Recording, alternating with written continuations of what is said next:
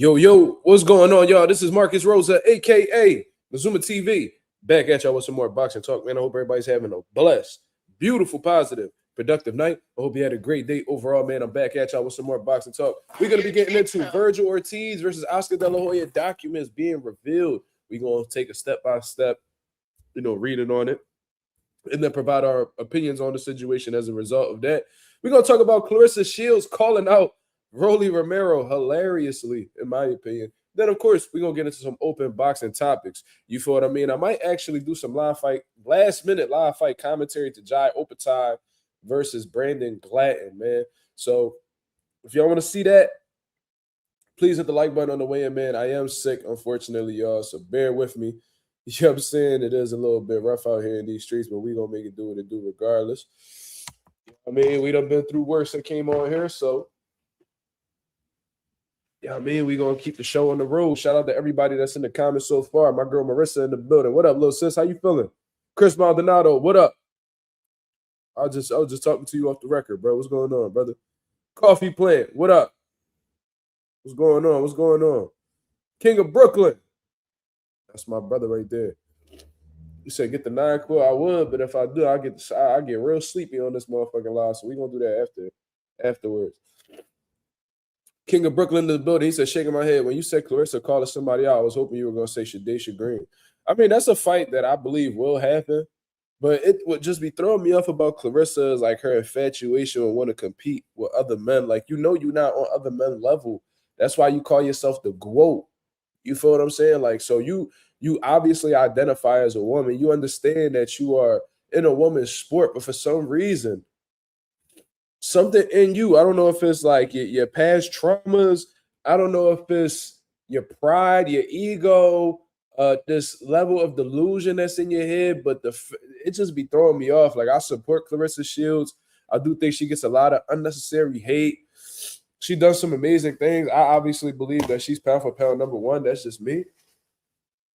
I do think she has a very strong case for being the greatest woman of all time. Just my opinion. You know what I mean? From the amateurs over to the pros, what she's done as a collective, I don't think we've ever seen anybody like Claressa, and we probably won't ever have somebody like Claressa for a long time. So I'm a supporter of Claressa, but whenever she gets to talking about, her beating men and fighting men, because this ain't her first, situation. Like, I think I remember her talking about Triple G, and I'm like, are you fucking serious, Triple G? Like, out of everybody, Triple G was one of the most ferocious punches of his era, one of the most granite chins. You know what I mean? That you talk about Gennadievich Golovkin. That's what you talking about? Him? Then I remember you talking about Keith Thurman. You talking about one-time Thurman. One of the most one of the best welterweights of his era, former unified champion, real knockout power. Now you talking about Rolly Romero, who I get it. I get what she was trying to say, and like she was bringing up her attributes and shit like that. And she said, "Oh, she walks around at 185, and Rolly's a welterweight." And it's like, yo, do you really think that Rolly walk around at the weight that he fight at? Like, let's not act dumb. Like, Claressa, you're a fighter. You know better, right? Because you fought as low as 154, and I know how the way you built. You definitely wasn't walking around at that weight. So she said that she was taller. She was like bringing up her size. I'm like, Claressa, that's all sound good, and that shit would probably make more sense if you were a man. You know what I'm saying? It would make sense if you were a man, but you're not. And I think people need to start acknowledging that shit more, man. Like, yeah, you being taller, you being bigger, that would work if you were in there with another female. But best believe that shit would not work for nobody like Rolly Romero. Rolly Romero would knock your motherfucking head between the washer and dryer, man. So I don't know where the fuck she get this idea that she could really compete with men. Like, yo, I literally seen you get work. I see you get put down bad, too. It was an ugly knockdown by a nigga who not even a world-rated fighter. Am I going to watch the Jai fight? Yeah, let me go ahead and pull that up. I'm talking too much. My fault.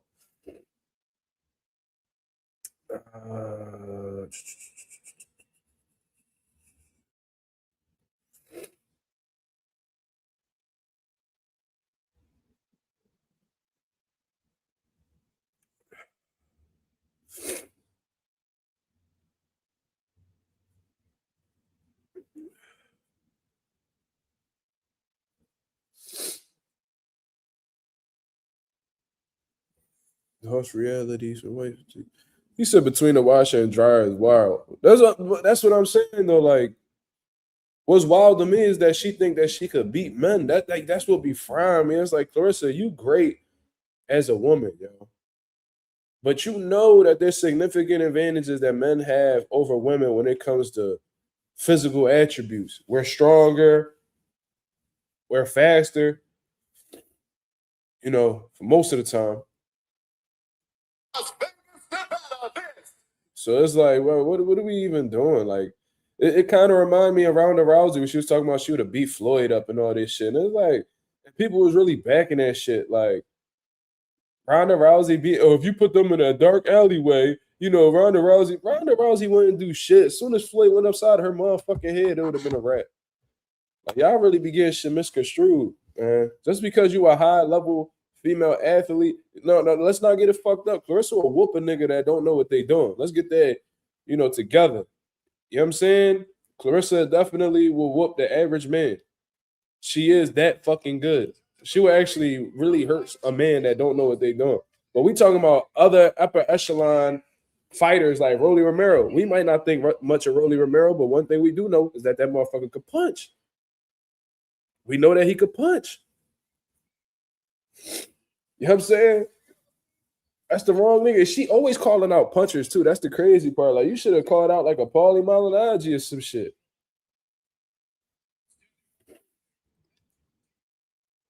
All right, so we watching the Jai Opetaia. We're gonna watch the Jai Opetaia fight. Let me go ahead and change the title to my video.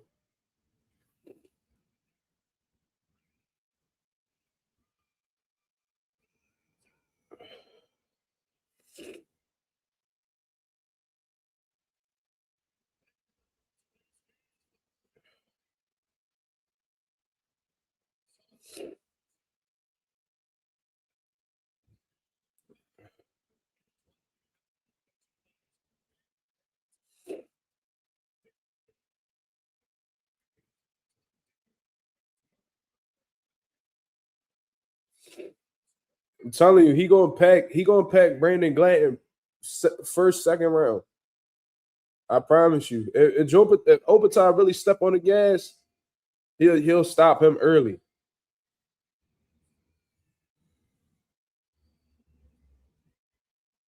What y'all think? What's y'all predictions, y'all? Let me know what y'all predictions is. Let me know what it is.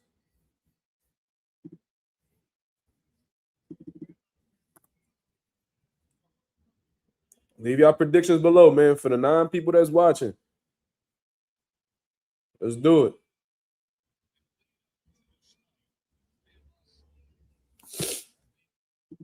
Leave y'all prediction. I think there's going to be an early stoppage.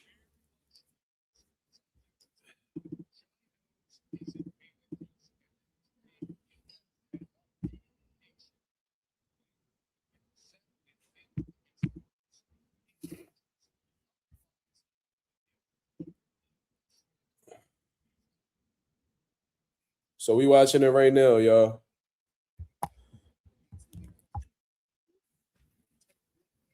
Ja looks significantly bigger than Brandon Glanton. That's something that I'm noticing off rip. You say Ja stops him in the 4th. I think it's going to be earlier than that. But Jai Opetaia, he definitely on the back foot already. And Glanton, I see Glanton looping that right hand. He's trying to find an opener. That's what a lot of people try to look for with either taller fighters or southpaws for some reason. I've seen it have some success, so that's not like a totally wrong approach. But Jen, you would think like, southpaws see that play over and over and over again. So you think, like when you really look at it, it's like you don't think they will be prepared for that, especially being an upper echelon fighter like Jai Opetaia.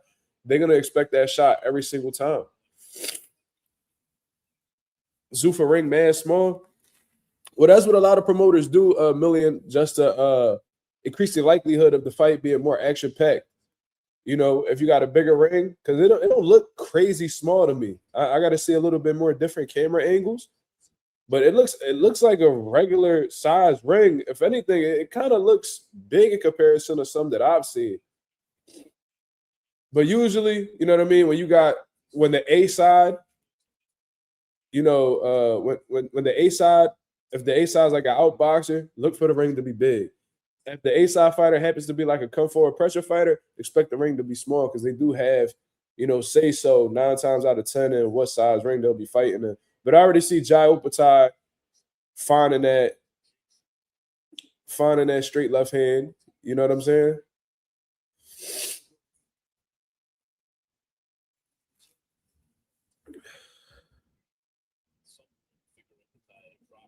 What? Teach, what did you write? Do- So you think Anami boxing could be at Shields? I don't know what that means, brother. You're gonna have to elaborate. Maybe I'm missing something. No, I haven't spoke to the Rolly about that, Marissa. I haven't.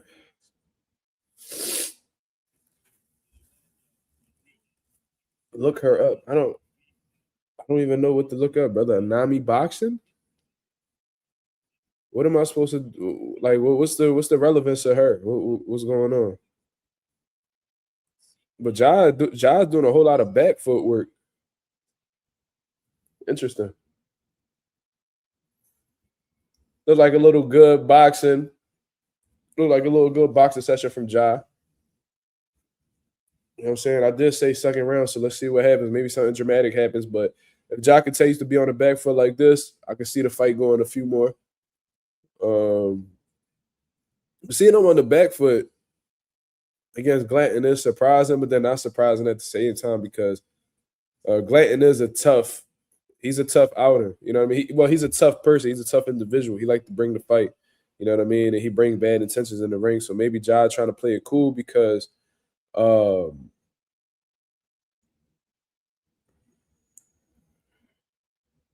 she's not pro, but she puts combination. Bro, why would you think that there's any relevance to Claressa Shields if Shawty ain't a professional fighter?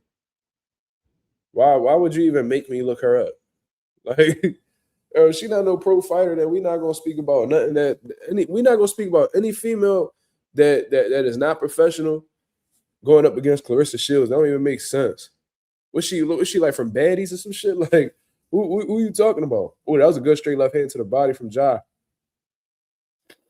Okay, Ja turning that left hook over already, which is his backhand. He's probing. He keeping that lead hand out there. He's trying to catch Brandon Glatton at the end of his punch, as he should do. And he's giving Glatton something to look at right now. So he's shooting a lot of left hooks. He's shooting a lot of straight left hands from the southpaw stance.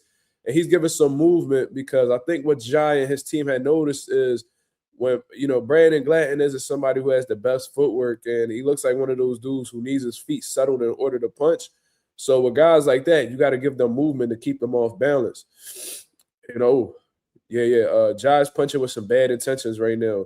Glatton's doing a great job with keeping his hands up, catching shots on the high guard. But in these early rounds, catching shots on the high guard isn't the most ideal thing, especially when you're in there with a puncher. Well, technically, this fight was at a heavyweight, limit. So, you know, anything can happen with these bigger guys, man.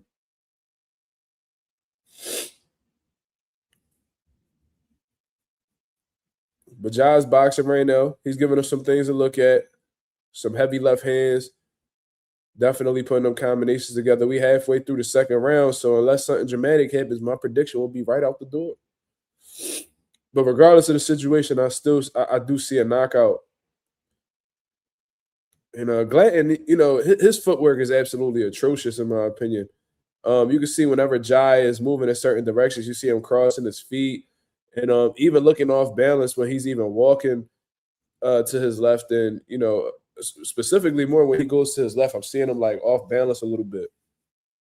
It's almost like he didn't practice this. Good left hand. He's Jai's pot shotting this dude very nice. I ain't gonna lie. But Glanton got some type of respect for Opatai because this dude he is doing a lot of side to side movement. So I don't know if it was just film that he saw where he just assumed Brandon Glanton was strong, or he felt the shot where it was like, all right, you know what I mean? We don't want to deal with too many of those.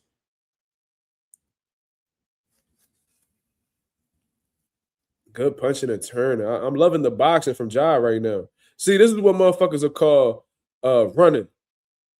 But I think this is beautiful boxing. What was that? But that was a slip. I was about to say, ain't no way. You know, this nigga got hit with a phantom punch or some shit. Ooh. Ja did a great job boxing, man. He's landing the harder, cleaner shots, in my opinion, and he's controlling the ring generalship.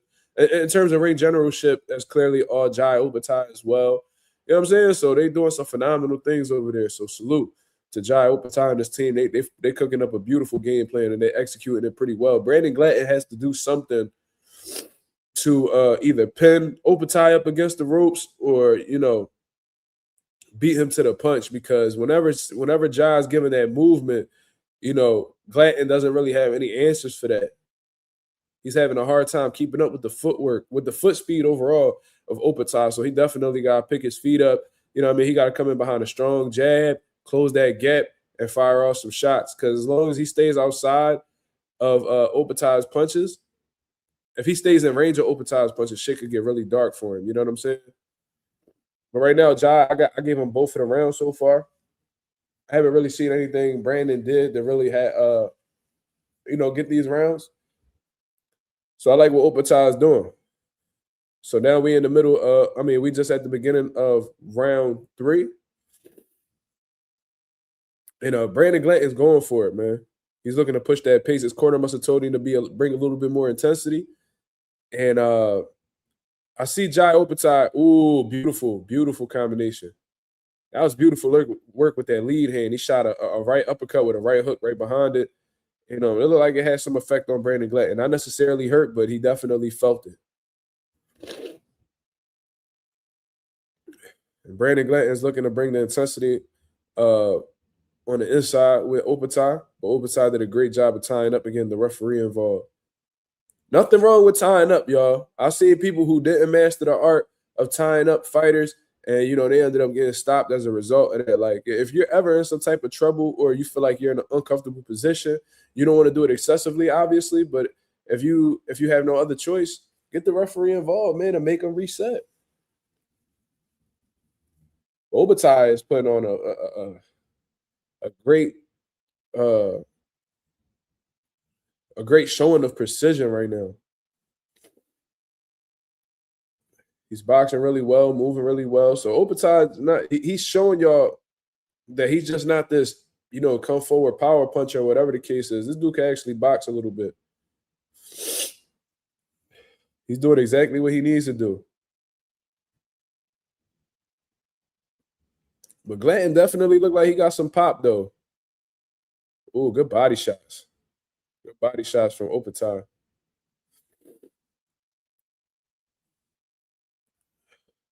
Marissa says she saw Salim Bay is back in Philly. He was at some amateur fights. That's what's up.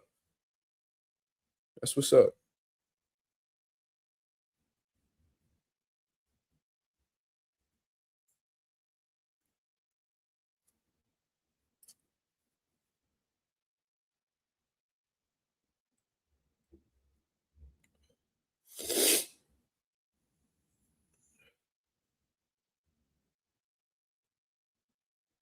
So it's definitely getting a little physical in there. You know, Brandon Glanton doesn't mind that at all. But Ty's doing a great job with staying composed, you know, using his boxing and, you know, setting his punches up. Placing some good body shots with that left hand. You know, he's getting creative with the offense. So that's definitely something you want to see. You don't want to get too predictable because, you know, at this level, you can always have somebody make an adjustment and make you pay. Glanton definitely getting into some dirty tactics.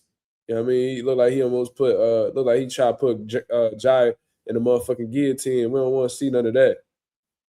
So, good round so far. Like I said, I don't really see Glanton winning these rounds, but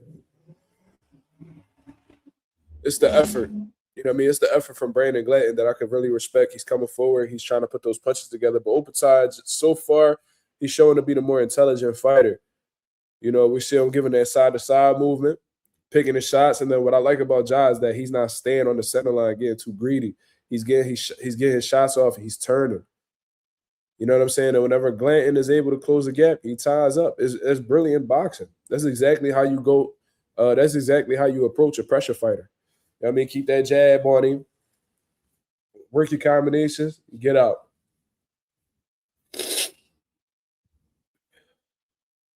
Use your feet as a line of defense. You know what I mean? When you got strong fighters like that, try to avoid the high guard. You know what I mean? It's better to make them miss totally than to have any type of impact on you. But they showing a replay right now, and it looks like Jai Opetaia landing a beautiful lead left hand. But Glanton's doing a great job so far with taking these punches. So I haven't seen anything yet that made me feel like Glanton can't take these shots. So now we in the fourth round. Initially, I thought it was going to be a second round knockout. But who predicted a fifth round knockout? Was that anonymous? Let's see. Oh, no. He got Opetaia stopping Glanton in the fourth. SOB got Opetaia stopping him in the fifth. So we going to see. We definitely going to see. These fucking left hands are picking Glanton off, though. I ain't going to lie, man. That shit is precise.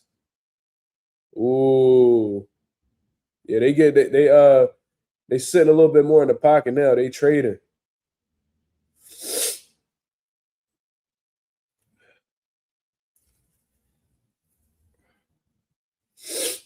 Yeah, SOB, I see you.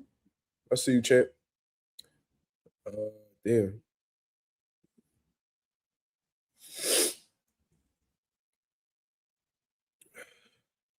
Ooh-wee. Ooh, that right hook. Them right hooks buzz Glanton. That definitely buzzed Glanton. He ain't like that. Them temple shots, that right hook cracked Brandon Glanton in his temple, and he don't like them shots. That definitely threw him off. He's trying to remain, resilient, but if John lands a few more of those, it could really be a bad night for him. He definitely be coming up off of the canvas. He's showing great resiliency. He's showing determination, but he don't want to take too many more of those from Ja. That's a fact. That left hand is absolutely phenomenal. I'm not gonna lie, man. That left hand been the key to victory for Ja so far. He's having a lot of success with that straight left hand. Yeah, this is getting ugly, y'all. Like Ja, Brandon is pushing the pace. He's making things uncomfortable for Ja during certain moments, but the precision of Ja is starting to pile up. All father said this fight is trash.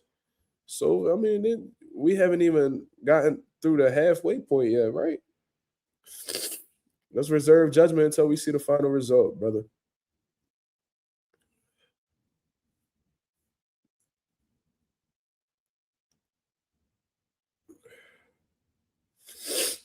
Things are definitely getting physical. And these the rounds where these bigger guys typically, ooh, that was a good uppercut from Ja. If Ja is able to get a little bit more leverage on these shots, he's going to do a lot of damage with Glanton because Glanton is smothering Opetaia's attack.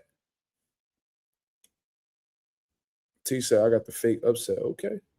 So we passed the fourth round now. So I'm going to give Brandon Glanton a lot of credit so far. I don't see him winning any rounds. Just my opinion. Not trying to be a tough critic or anything like that, but that's the truth. That's how I feel. But he is lasting longer than I had initially thought. I thought he's going to get packed into. But the fifth round is coming up, and that's something.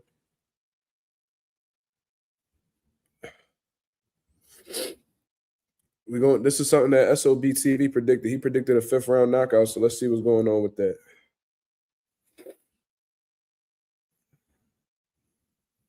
Opetaia looks relaxed. Don't look like he breathing heavy or anything like that. Looks to be in solid shape, so looks like he's in a good position so far. But he just has to keep it, keep it tight defensively because Glanton, is trying to pick this intensity up. You know, keep that defense tight. You know what I'm saying? Use your legs when you got to use your legs, and whenever it's time to fire, let your hands go.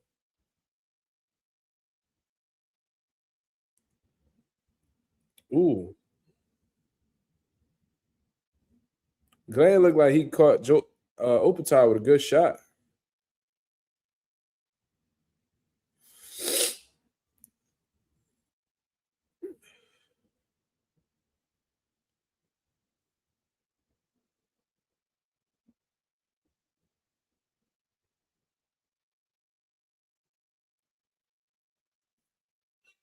Jai definitely trying to keep him at the end of his jab, though. Good left hand. Good turner from Opetard.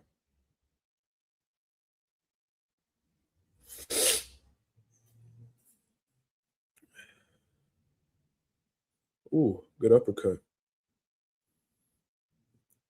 Ooh, good right hook again. I ain't gonna lie though. Opetard, he's winning these rounds. He's landing the cleaner shots, but he definitely looks uncomfortable by Glanton's pressure. I ain't gonna lie to you. Definitely looks uncomfortable for Ja. Now, I think Ja's accustomed to hitting motherfuckers, and him either getting the respect. Ooh, good combination. Ja look like he's stepping on the gas a little bit. He landed some good body shots on the inside, bringing that uppercut up the middle.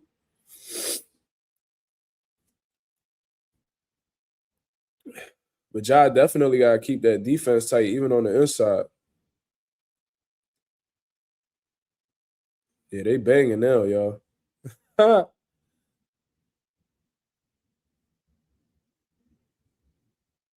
Ooh, ooh.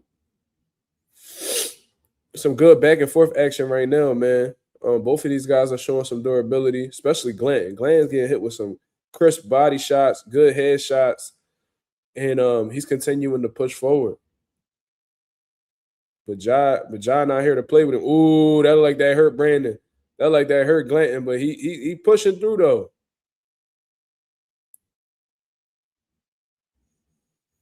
Sheesh. Ja definitely uncomfortable though. I'm gonna say that for sure. He's trying to get Glanton's respect, but Glanton ain't going nowhere. That shot look like those shots look like they're affecting Ja too though a little bit. I just seen him throw an overhand and that it hurt Ja. It didn't hurt Ja, but it definitely got his attention. Oh yeah. Oh, what was that? What was that? Was that a low blow? What was that?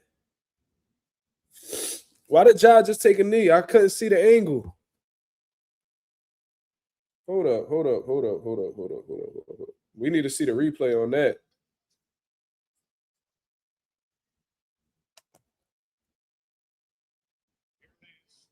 Yeah, that was a low blow, y'all.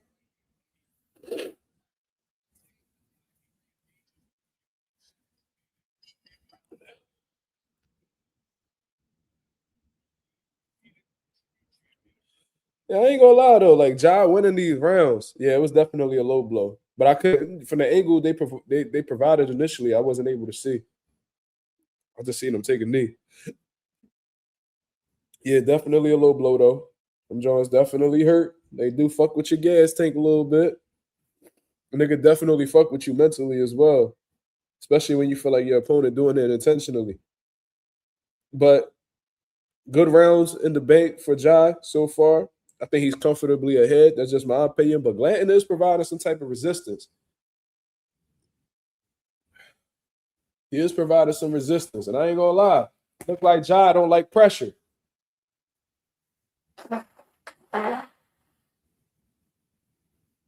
My fault, y'all.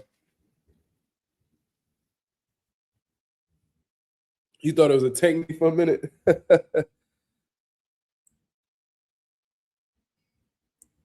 No, not this much.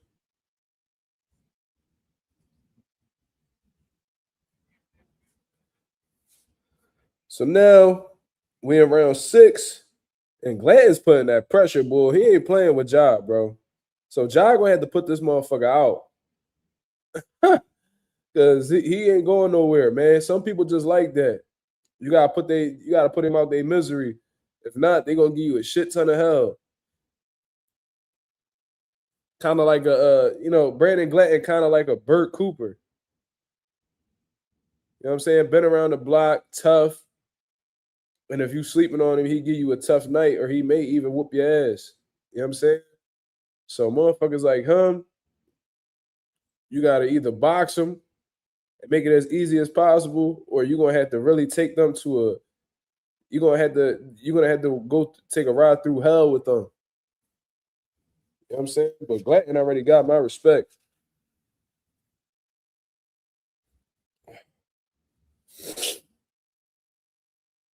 This is a solid fight though. Like I seen people saying this shit was ass, but I disagree. I think this is a solid fight. We got a good pressure. We got a solid, durable pressure fighter going up against a solid boxer puncher, and we see this boxer puncher winning this fight with ease in my opinion, but definitely looking uncomfortable in spots because of Glanton's unpredictability first of all, and oh wow. Jai is landing some brutal headshots, man. Especially that right hook. Yeah, Glanton cannot get away from that right hook, but he just keeps marching forward. Yeah, man. Like Glanton got like that Burt Cooper slash. Oh, they took 1 point off Glanton for the low blows. That definitely doesn't make things any better.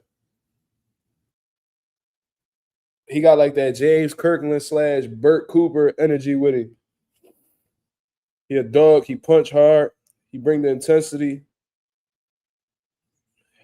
And if you really want to get him up out of there, you want to make it easy as possible, you're going to have to pack him. Because if not, he's going to give you a long night. That's what it's looking like. T said that was unnecessary. I mean, if a motherfucker give you a hard warning the first time and then you do it again, you got to be ready for what comes with that.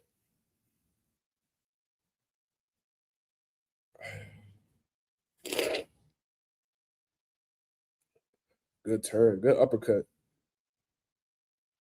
Notice how Ja, whenever whenever he gets his punches off, he's turning.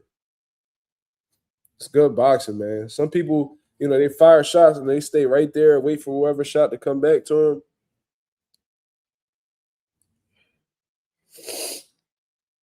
Oh wow.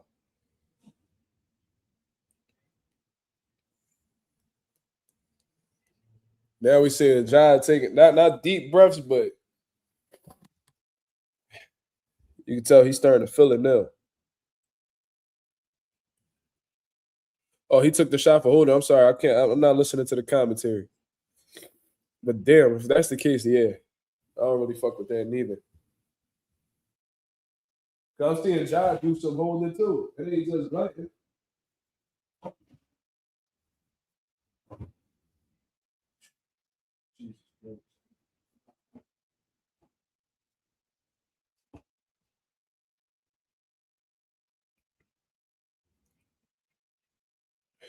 Hold on, yo.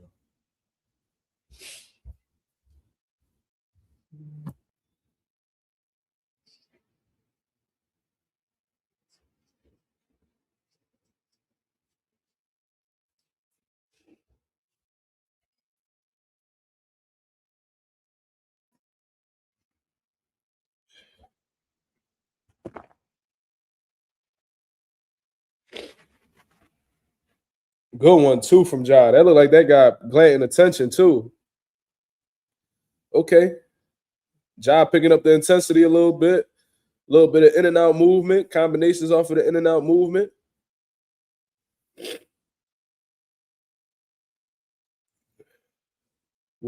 John needs to keep that intensity, man.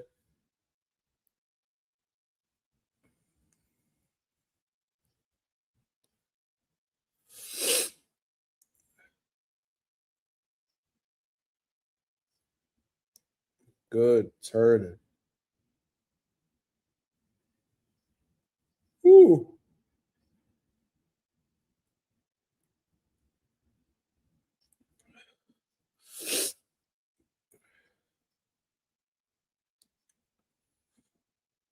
I ain't gonna lie though, it's like the same theme every round. Ooh, good right hook, bro. How the fuck is Glanton standing up to these Jones, bro? It's like you don't see the legs buckle, nothing.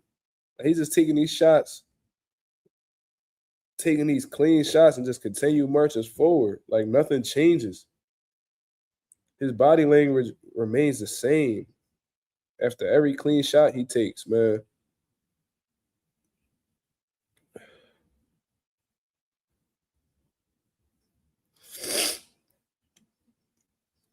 Jesus Christ. These body shots too. He throwing some mean uppercuts to the body. I like how Jai, even on the inside, is getting that little bit of taking that little half step back to get more leverage on his punches. And he's turning the punches too, man. So they devastating shots.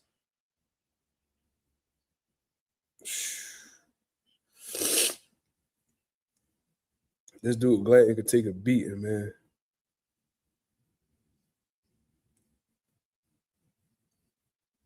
How much can Glanton take though, man? God damn.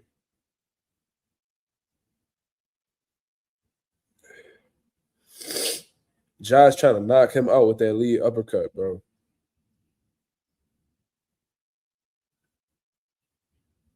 He turning the shit out that right hook.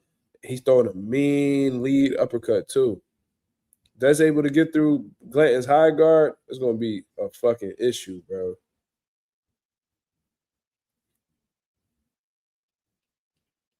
Ooh.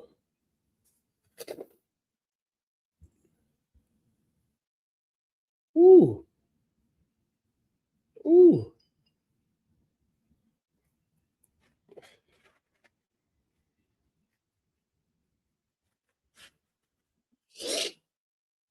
SOB TV said he a tough ass football player, strong ass neck and base. Nigga built different. Yeah, he definitely tough.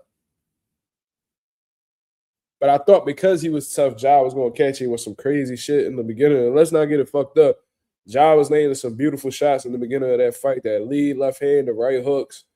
And there was a few times, in my opinion, where Opetaya's shots was getting, Glanton's attention, but this dude's mentality just doesn't waver. This dude's mental fortitude is set up a little bit different than the average human being. So with people like that, you just gotta have to have accumulation on your side. You know what I mean? You're gonna have to put those punches together and wish for the best, basically. That's what it's looking like.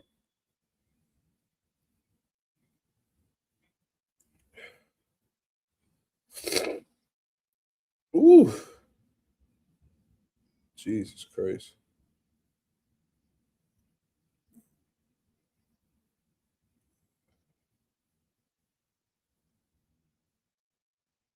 So now we in the 8th round. We in the 8th round, man. This dude Glanton has surpassed all of our expectations, safe to say. And he's trying to make this as physical as possible, and I get it because shout out to Brandon Glanton because he understands who he is at the end of the day. You feel what I'm saying? He knows he ain't gonna be able to outbox Opetaya. That's not even his end game. That's not what he's looking to do. Looks like it was another low blow.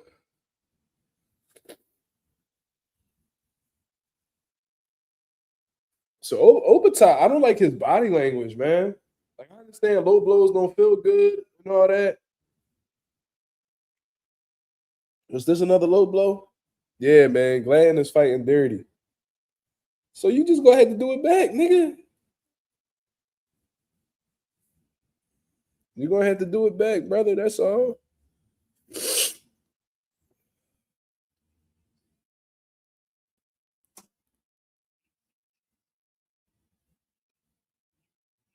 Look at Glanton's forehead. His forehead is swollen. His forehead got a big knot on it from all those straight left hands he done took. Taking another point. Jesus Christ.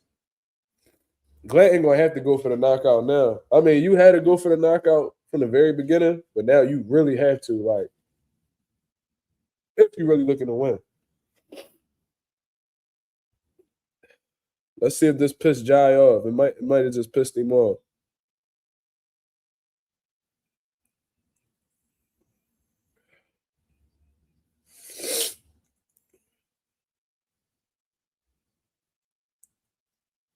Ooh. Ooh. Look at Glanton. Ripping the body, bringing that pressure to Ja.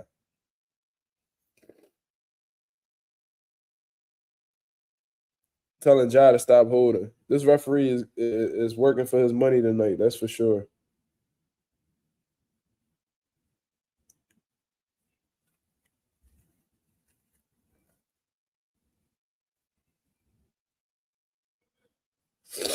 Said Ja been holding this whole time to keep Glanton up off me. Look, when you got a pressure fighter like Brandon Glanton who's smothering you, you almost ain't have no choices. Either you're gonna have to tie him up, move, or hold. You know, you're gonna have to tie him up or get punched on.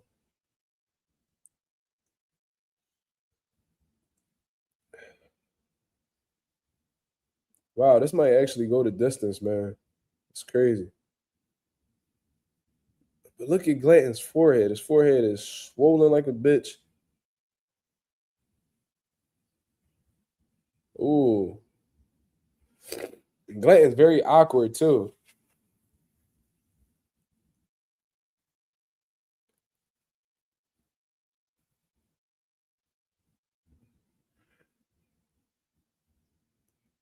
Glanton looking for that big shot over the top.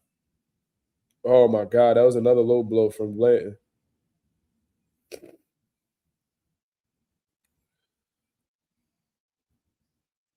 That was another low blow from him too. The referee ain't calling. He got to be real careful.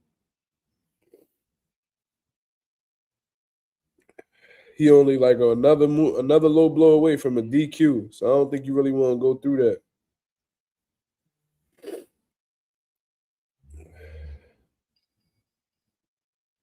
All right. What y'all thinking, man? How are y'all assessing Open Time's performance? I think that there are spots where, you know, Glanton's giving him some fits just because of the pressure and, you know, it just looked like something that you could tell this is something that Ja's not accustomed to. Like this style right here. He's used to, you know, landing these shots and these dudes going out. Glanton ain't going for it. So with that being said, Ja's boxing really well. I got him up. Uh, wow, that fucking hematoma on Glanton's forehead is crazy. Look at that hematoma.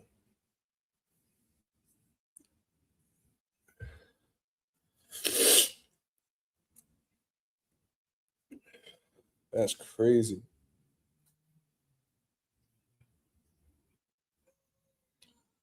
You don't really see those too often, but considering how many left hands this dude Glanton got hit with, and he's not even phased, this dude Glanton's a fucking dog, bro.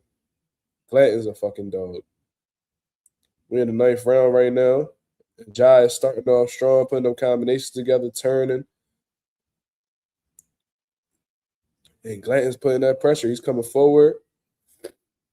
He's looking for that big right hand.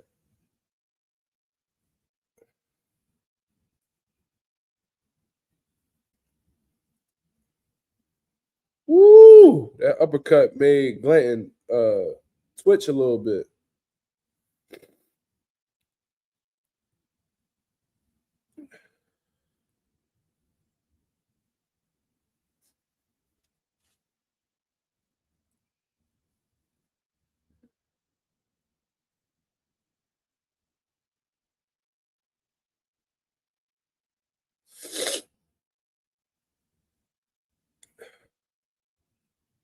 Glanton's touching that body though on Ja. He's touching that body. Ooh.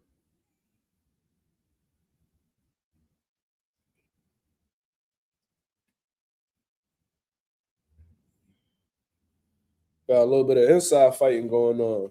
Ja landing some clean shots. Glanton landing some clean body shots. He going at it right now. I think Ja got sick of moving around. Probably used a lot of his he probably feeling like some fatigue right now, so his feet a little bit stuck in the mud. So he's resorting to some inside fighting. Just as I say that though, Ja goes on the back foot.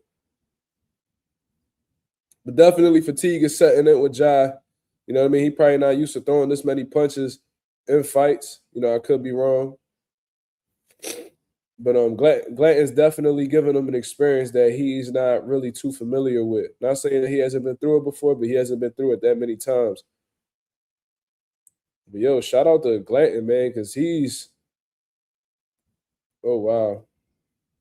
Ja just fell. I don't know for what. Nigga slipped on air.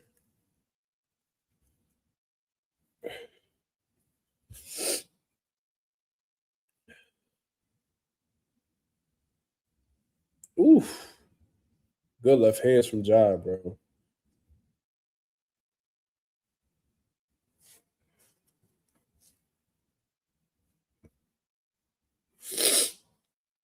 Nathaniel said Ja dominating but having some resistance. Yeah, absolutely. That's where I'm at with it too. Not gonna lie.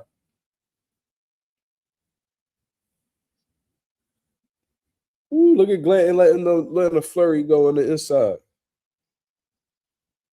Good little competitive scrap, man. Like it's a clear winner, obviously, but the fact that Glanton is this far into the fight and he's still giving Ja, you know, some trouble, some resistance, you gotta give him some credit, man. Gotta give you some credit because you know Ja got like this boogeyman reputation. You feel what I'm saying? So you would think based off his reputation that Glanton would be easy work or he would have been disposed of quickly. We about to go into the 10th round, y'all. He surpassed all of our expectations. The fact that he went this far with Ja and is making Ja this uncomfortable, his stock just went up. His stock just went up. When a fighter goes into the ring where you give him little to no chance, and you know they actually, and even though he is, I'm sure, confident that he's getting smoked on these cards. The fact that he's went this long as he's did, and he's been able to take these shots and stand up to, you know, this punishment that a lot of dudes weren't able to, because we seen Ja hit dudes with one shot and they go out. Glanton has been hit with these one punch, this one shot from Ja several times and it's going nowhere. Hasn't even touched the canvas yet.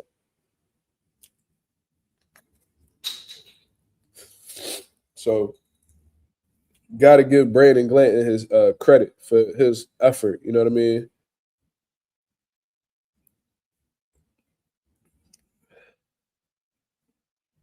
I do think if Ja were more combination based, though, he would have had more success. Like if he was just bigger on the volume, he probably would have stopped Glanton by now.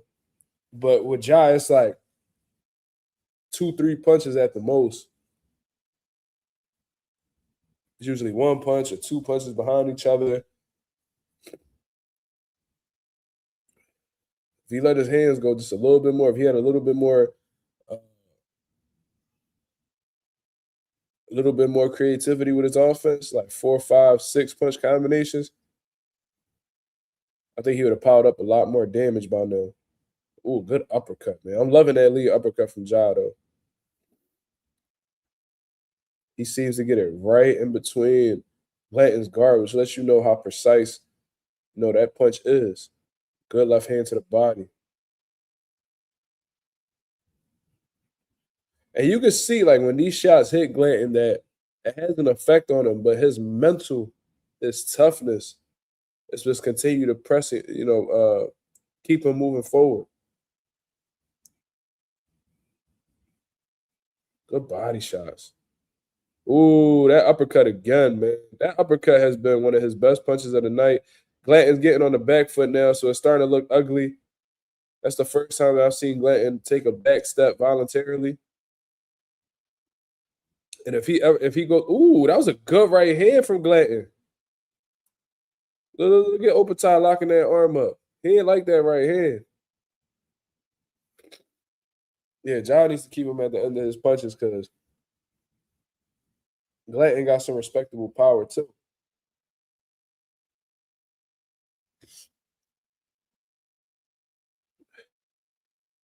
The punches landed is crazy. Ja has literally landed double the amount of punches that Glanton has.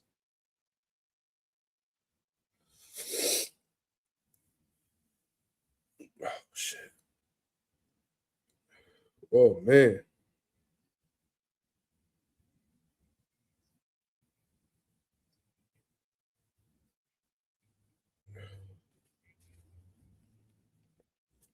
I wonder what Jai's thinking in his head, man. Like, yo, I'm hitting this motherfucker with everything, and he ain't going nowhere. I wonder if it's like discouraging him, making him question himself, or he's just like, fuck it, I'm gonna keep punching on him, like whatever I gotta do. I wonder what his mindset is while going through this situation. Because I've actually seen fighters get discouraged when they hit guys with their best shot, and that guy just continues marching forward, like he doesn't go anywhere. I've seen that really discourage fighters. But then I've also seen fighters that was like, all right, you know what I mean? If you want to keep getting punched on, that's what the fuck I'm gonna do. So we going into the 11th round now, y'all. Do y'all think this fight goes to the cards? Look at Andre Durrell in Glanton's corner. Shout out to Andre Durrell. If y'all been watching boxing for a long time, y'all know who he is. Super middleweight contender. Former super middleweight contender. Hold on, y'all. Let me mute this shit.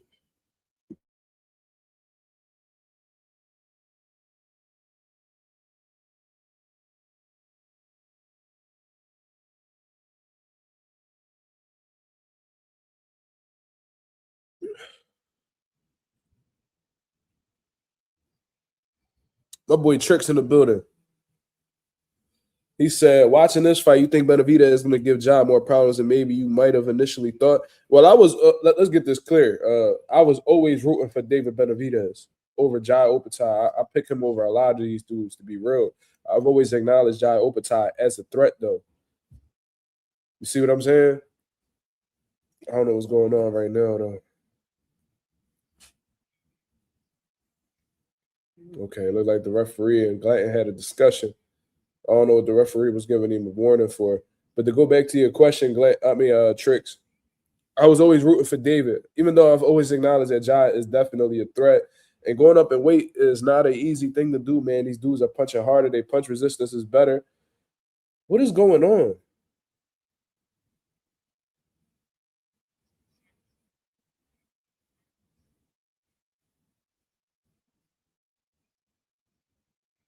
Oh, shit.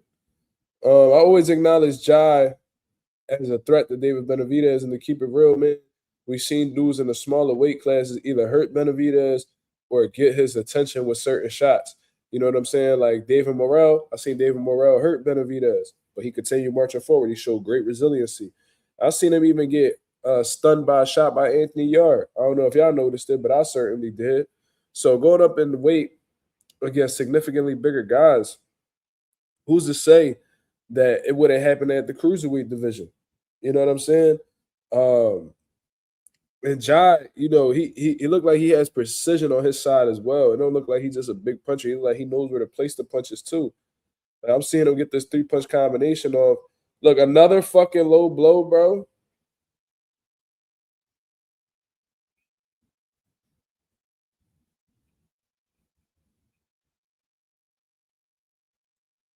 It's the fact that Jai is just so okay with taking knees. That's a problem for me.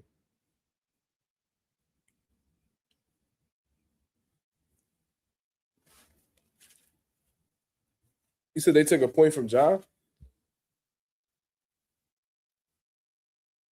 Am I missing something? I didn't see that.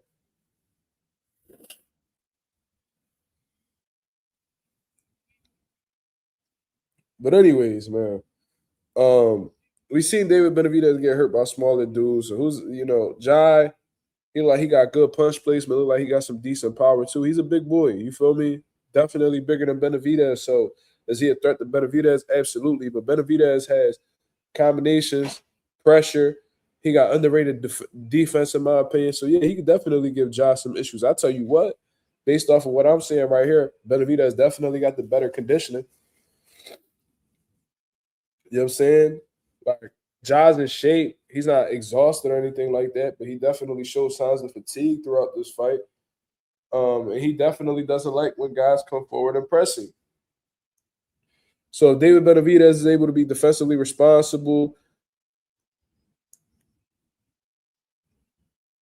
use that strong, fast jab he got and build combinations off of it, he could break Ja down. Definitely don't know if he stops Ja, but he could definitely beat him. That's a winnable fight, but it's dangerous because Ja does have concussive knockout power.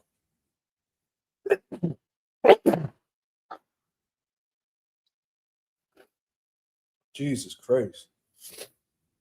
Yo, being sick ain't no joke, man.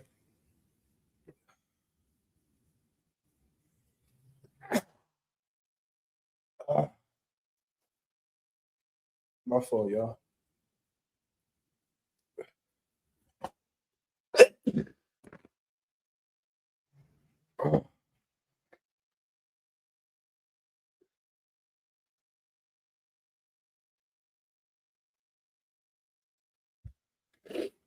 Oh.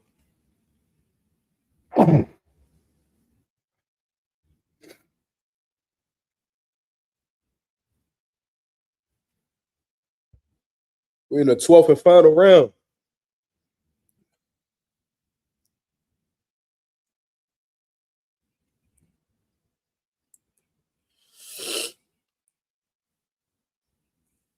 Oh man, Glenn's putting that pressure.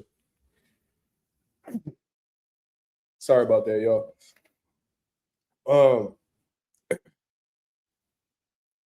Glenn's putting that pressure. I think it's because he understands that this is his last round to do something. Not that he hasn't been putting pressure from the very beginning, but you could definitely see a different type of intensity right now on Brandon Glanton's side. And to me, it looks like Josh still wants to, remain in control of the fight and stuff like that. But because you never know what the judges are thinking. Ooh, it's a big shot Josh landing right now, man.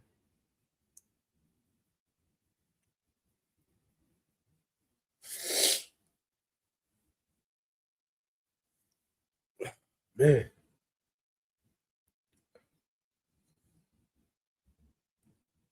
Oof.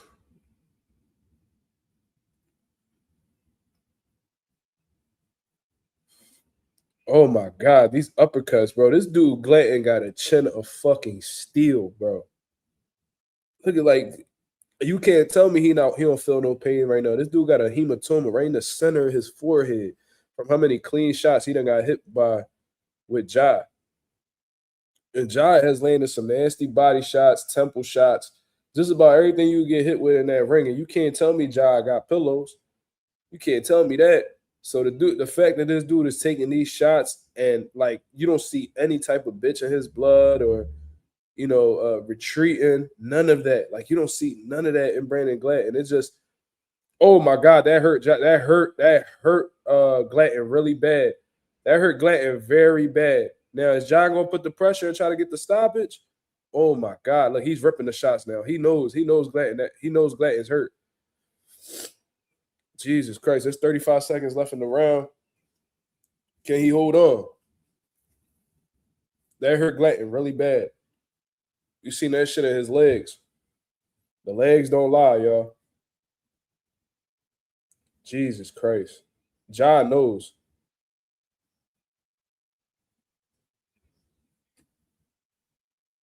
I like that. I like that pivot. I like that pivot with that shot.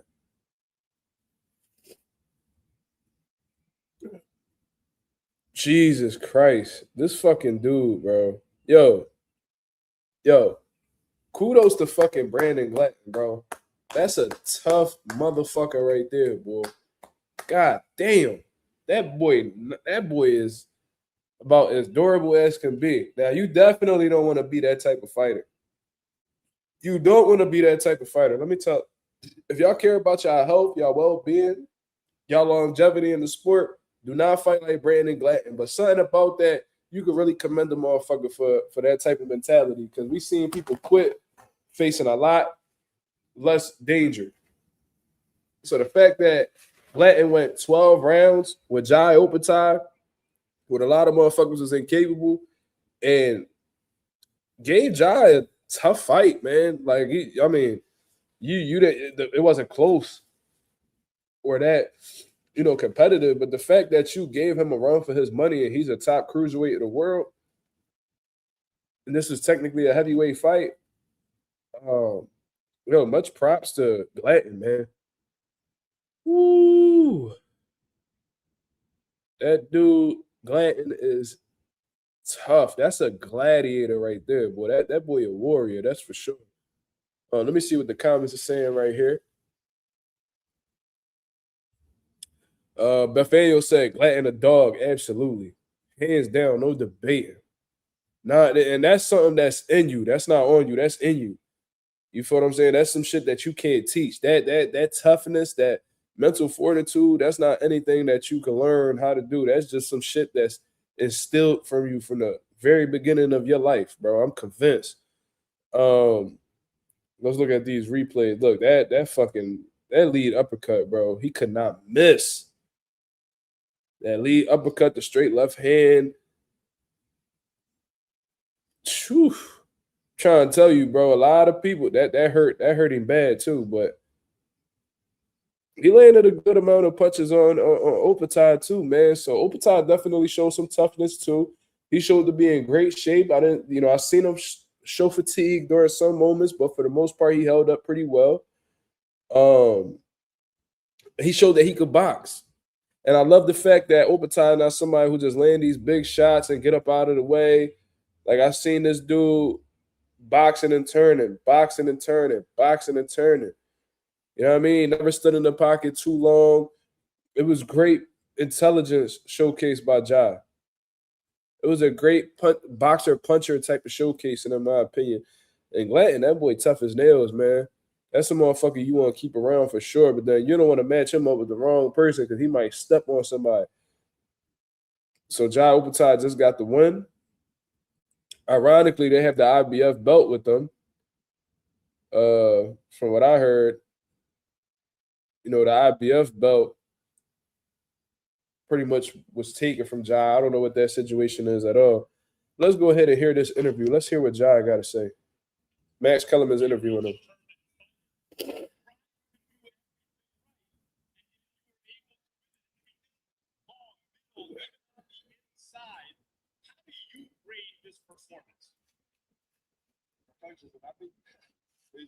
It was all right. I knew Brendan was going to bring it. I knew it was going to be a hard battle. I knew it was tough match.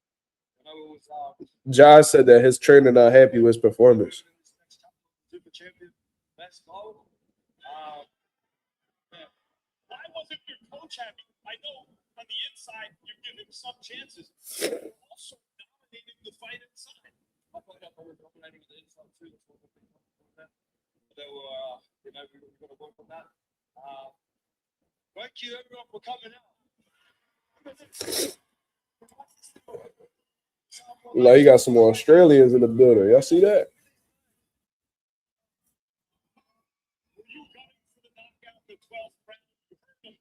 I just don't think it's humanly possible to knock this guy out. He was taking some huge shots. Were you gunning for that stoppage? Oh man, I'm just a kid. Dean Bell says Zuffa is trash. Pro box any day. That's crazy.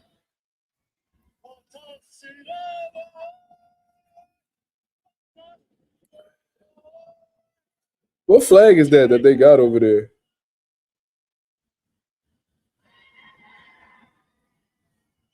What is Jai? What's his ethnicity? What is he?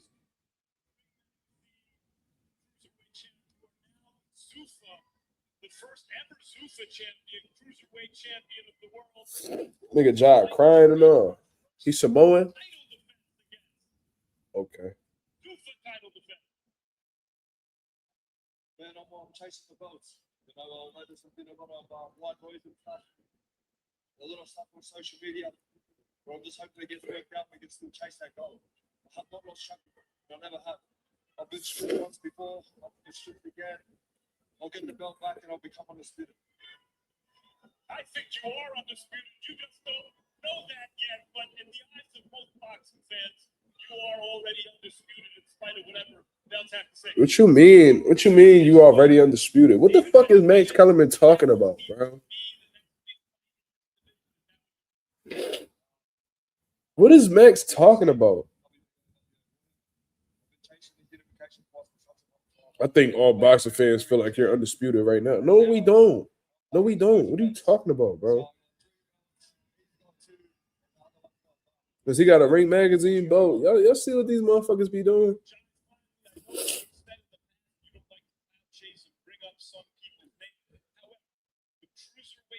division. The history of it is the greatest champions go up to heavyweight. Evander Holyfield, Alexander Usyk. He said, isn't he from New Zealand? I thought the nigga was Australian. I clearly got him fucked up. Let me see.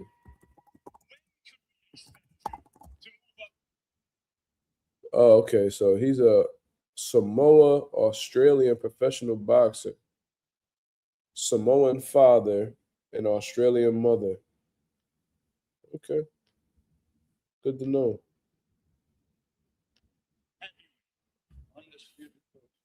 That's good to know.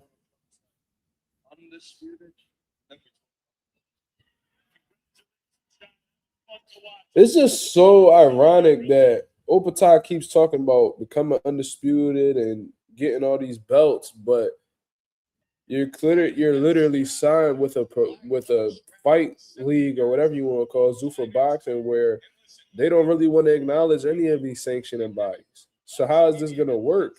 And you're flexing an IBF title that you are no longer in possession of.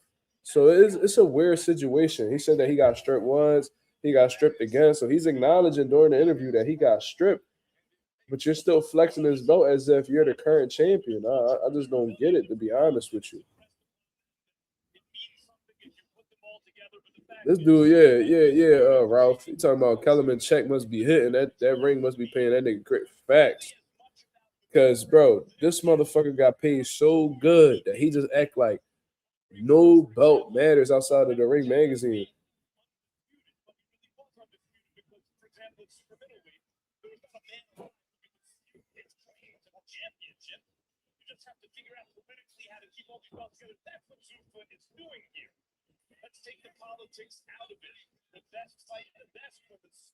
Max said, let's take the politics out of it. How fucking ironic.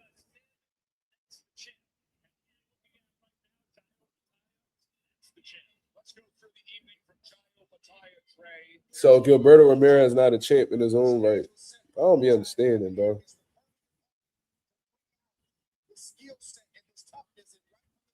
Oh, I forgot Andre Ward there. Shout out to Andre.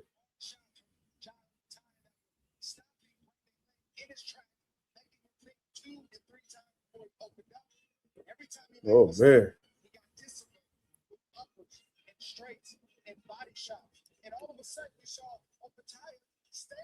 Ooh. Glanton landed a good right hand on Opata too.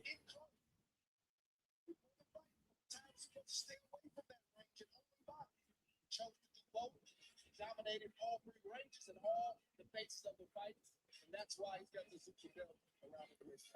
Want to remind you, coming up. Beth Daniels asking a great question. He said, what do you think Josh should do to get the other champions to fight him? First of all, he has to keep winning. That's one thing, because if you lose any of these fights, that's going to give a reason for the champions to not even look your way. So you have to continue winning. That's first of all.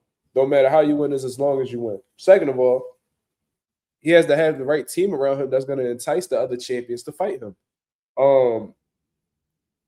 You know, because at this very moment, they may be looking at him as like a risky fight and, you know, yet not a profitable one, you know, high risk, low reward, right? So if he has the right people around him, like Turki Al-Sheikh, who I believe is funded Zuffa Boxing, if he could get Turki Al-Sheikh to put the funds behind him, maybe he could get these big fights with a, you know, the winner of David Benavidez, Gilberto Ramirez. You know, that's definitely the fight he should be looking for. I forgot who the other champion is at cruiserweight. Let's take a look. Let's take a look.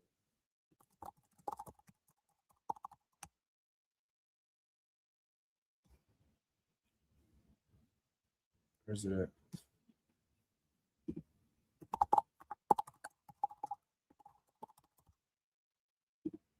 Let's look. So it's the WBC is Noel McKeelan. Gilberto Ramirez has WBO and the WBA, and Jai has the IBF. Right? So based off of what I see right here, man, he has to get the people behind him, Turki Al-Sheikh, you know, Dana White and all of them, whoever's responsible for putting the funds behind Jai to make the fight enticing for them to take. You know, a lot of this shit be having to do with money. There is some scary motherfuckers out here, but you'd be surprised what a scary motherfucker would do for the right check. You know what I'm saying? So Jai Opetaia is basically like in the same position as Jerron Ennis, where they're both dangerous guys, but they're pretty much stuck. They're pretty much stuck where they are right now because they aren't able to get the right fights that they're deserving of. You know what I'm saying? So I think it's just a matter of continuing to win and motherfuckers putting the bread behind you. That's all it really is. My boy Ralph in the building said, remember Max said Boots was the only real champ at 47 because he had the Ring Magazine belt, completely ignoring him having the WBA and the IBF. Yeah, absolutely. And what be bothering me about Max is if you have this opinion where it's like, yo, I think he's the best champion of the division, then you know what I'm saying? Like, it is what it is. That's just your opinion. I can't tell a motherfucker who I think is the better one. But when you make these outlandish claims, in my opinion, that he's the real champion, and there's only like you gotta have the Ring Magazine belt to be the only champion. It's like, bro, that shit don't make sense, bro.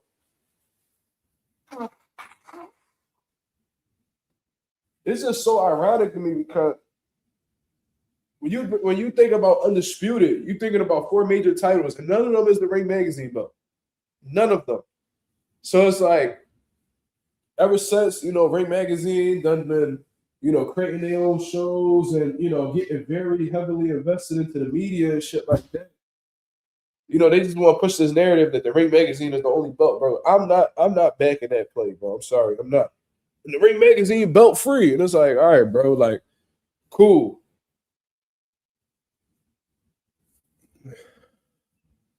That's not enough for me to be like, oh, the Ring Magazine belt, the only one that matters because these fighters ain't paying for it.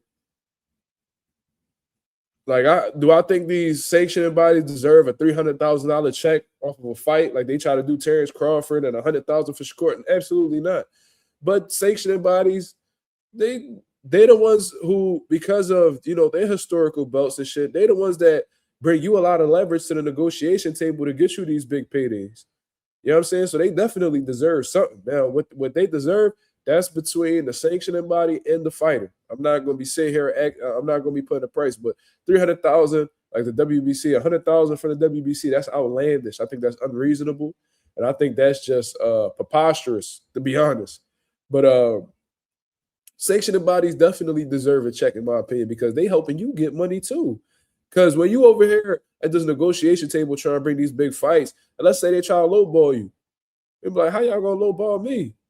You're not just gonna bring up numbers. You're gonna bring up who you are. Like Terrence Crawford, when he was at the negotiation table with Errol Spence, he brought up his accolades, and a lot of that shit happened to be talking about how many weight classes he was championing and all this shit. And you know what I mean? He was able to get compensated as a result of who he was and what he's done in the sport. And a lot of the things that a lot of the accomplishments that's brought up with your accolades is your belts. Is it 3 or 5% of your purse? I heard it's 3, but what a lot of people don't tell you, and I heard Andre Ward speak on this previously, you can negotiate it. You can negotiate your percentage. So these sanctioning bodies want you to believe that it's like a flat rate of 3%, but it's not. It's not. Especially when you get to a certain level where like you're basically bigger than the belt. Of course, they want you to represent it, but you can't tell me that all 4 belts that Canelo Alvarez had took 12% of his paycheck. I just refuse to believe that. I heard Floyd wasn't even paying for sanctioning, wasn't even paying no sanctioning fees. That's what I don't know if that's true, but that's what I heard. I heard Floyd wasn't even paying sanctioning fees.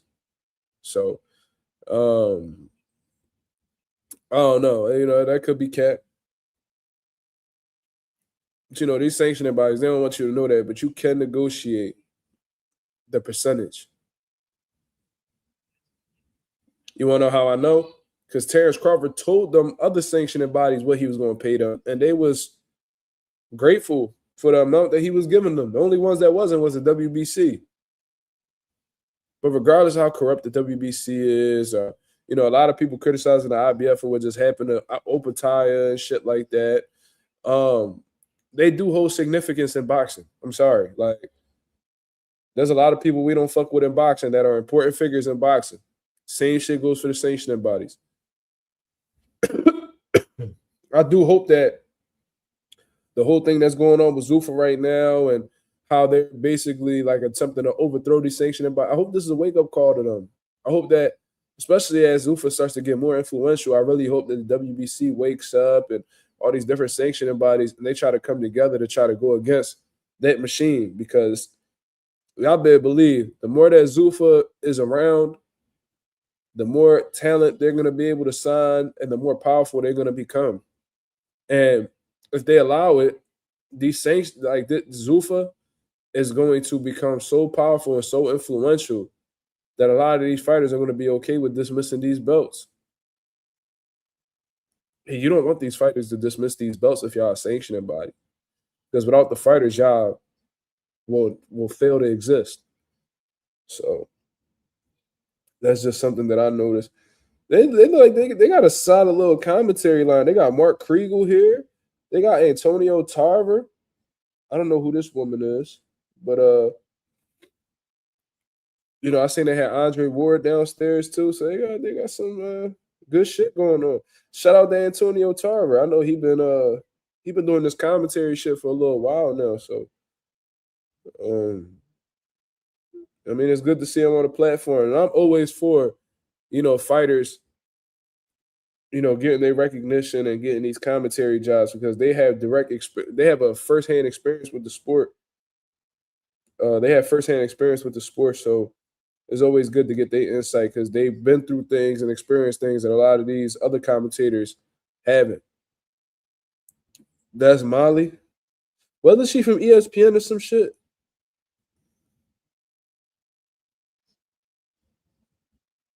Oh, okay. Well, regardless, they got a little solid panel up there. You know what I mean? So it is what it is. Shout out to Jai Opentine. Solid performance against a tough, durable motherfucker like Brandon Glatton. So let's go ahead and get into these topics that we had. You know what I mean? Before we get to rolling out this motherfucker, man. We already spoke about Claressa Shields with the Rolly call out. I think it was absolutely ridiculous, to be honest. But, you know, Claressa Shields, like I said, I don't know if this was like, I don't know what it is that she got against men. I don't know if it's something she experienced early on in her life. I really can't call it, and I ain't about to be sitting here acting like a psychologist trying to break down her mentality and why she thinks the way she thinks. They ain't really none of my fucking business. I don't know if it's an ego thing, insecurity, you know, just a little bit of delusion in her mind. See, these the dumbass comments I don't fuck with. So he said Benavidez waiting for Bivol and Artur to get older. You do know that Benavidez attempted to fight Bivol and Bivol gave up his title, right? You do know that. David Benavidez also wanted the Artur Beterbiev fight. Artur Beterbiev hasn't fought since he lost to Bivol. So you sound absolutely ridiculous. So the Bivol wait until you know, Artur Beterbiev was old to beat him too. I think when he fought Beterbiev was already 40.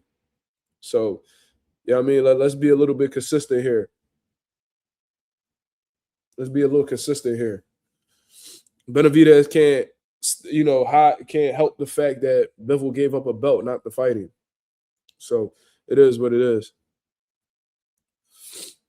Yep, they were supposed to rematch for a third fight. That didn't happen. Yep, Bivol got some type of back surgery or whatever, so we waiting for him to come back. Yeah, I mean, he also had a chance to fight one of them a couple years back, and that's facts. You're talking about back when he was at super middleweight attempting to fight Canelo Alvarez when Canelo didn't want any smoke with David. So he had a beat up on Caleb Plant. He had a beat up on Anthony Durrell. He had a beat up on motherfucking Demetrius Andre. That you're talking about that time, because a couple years ago he was at super middleweight. So that don't even make sense. When did he have an opportunity to face Bivol? When did he have an opportunity to face Bivol or Beterbiev? When he wasn't even campaigning at 175 at the time. What are we talking about? Show me. And what I'm gonna tell you is send a link showing us from a credible source, Boxing Scene, Ring Magazine, even though Ring Magazine is losing its credibility just about every other day, losing more and more credibility.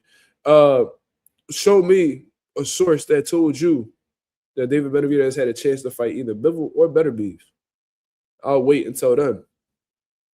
But anyways, I don't know what's going on with Claressa Shields' mentality. I think she's a bit delusional, to be honest with you. I think she's somebody who wants to get the same recognition,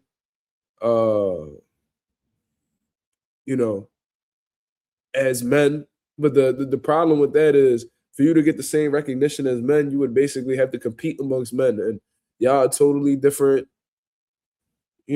category. To be honest with you, like, we all know that men are the stronger people. You know what I mean? We're the ones that, are better, better athletes, in my opinion. And could Claressa Shields beat up the average man? Yes. But when we're talking about, she's had a history of doing this, by the way, talking about she'll fight Triple G, talking about she'll fight Keith Thurman. Not only saying that, but she feels like she'll beat them. And now you're going around and you fucking with Rolly Romero. And it's just ironic that everybody that she's talking about would knock her fucking block off. You feel what I'm saying? So I just find that to be really funny. And Claressa Shields knows deep down in her heart that she can't fuck with no elite level man in boxing. You feel what I'm saying? But, it is what it is, man. Like, at this point, I don't really care about, like, I love Claressa. I love what she brings to the sport. I do think she is the greatest woman of all time. I think the GWOAT acronym definitely suits her very well. I do think she is pound for pound number one. I've always been the one to criticize, the Ring Magazine and whoever has a female pound for pound rank is putting Katie Taylor number one.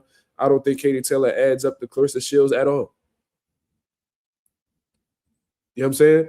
But I'm a lot of people dislike Claressa. I'm not one of those people, but whenever she gets to talking about, fighting other men and shit like that, it almost gives me like the Ronda Rousey vibes. Like I was saying earlier on in the live, when Ronda Rousey was talking about that she'll beat Floyd. And if you put Ronda and Floyd in a dark alley, if they were to fight, Ronda would beat Floyd. It's like, bro, y'all niggas is the reason why she got so fucking delusional.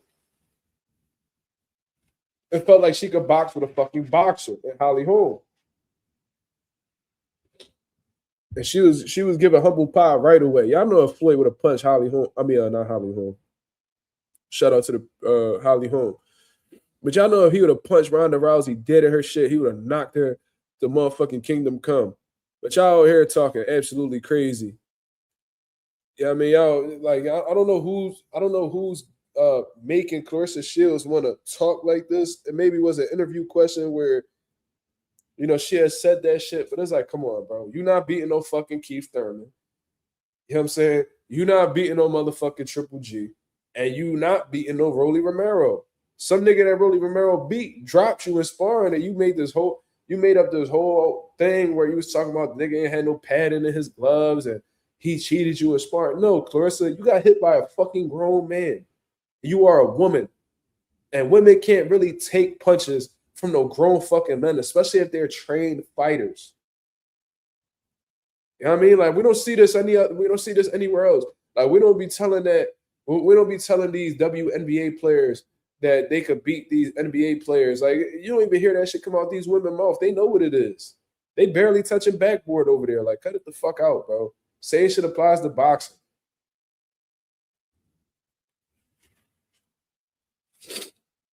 Boxer sparring talking crazy. Listen, like I said,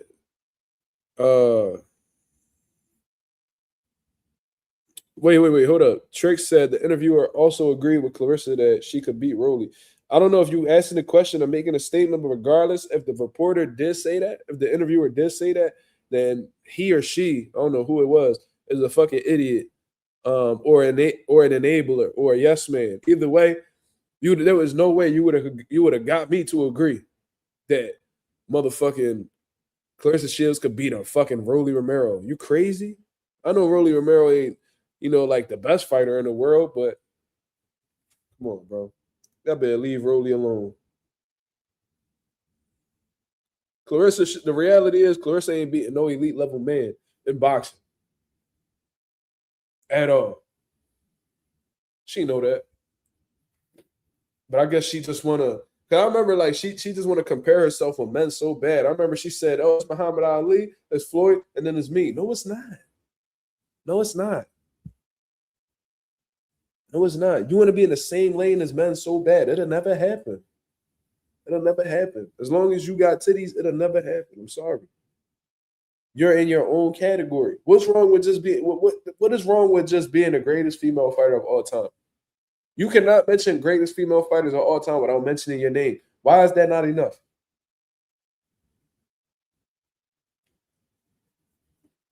It's ridiculous. Like it'll sound just as stupid if a man was talking about he was greater than a woman.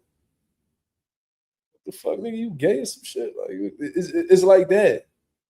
I don't hear no man like Terrence Crawford coming out talking about, man, I'm greater than Claressa, man. You know what I'm saying? Like y'all be talking about she a goat, she ain't better than me. It's like, nigga, y'all in two different lanes. Like, what are we talking about? But I guess with Claressa, she feels like being a woman ain't enough, or being in a woman's sport ain't enough. Like she needs all the glory, she needs all the attention. She thinks she's the main character. Fuck out of here. You would never be mentioned with the men of boxing. You won't be mentioned with no Muhammad Ali. You won't be mentioned. You probably be mentioned with Layla Ali because I think you greater than her. But you ain't being mentioned with no Muhammad Ali. You're not being mentioned with no motherfucking Joe Louis, or Sugar Ray Robinson, Floyd Mayweather, like you, Terrence Crawford. Like you're not being mentioned with any of them. Andre Ward, none of them. You could have got 4 gold medals. That shit, that ain't changing. That ain't changing that my stance or anybody's stance for that.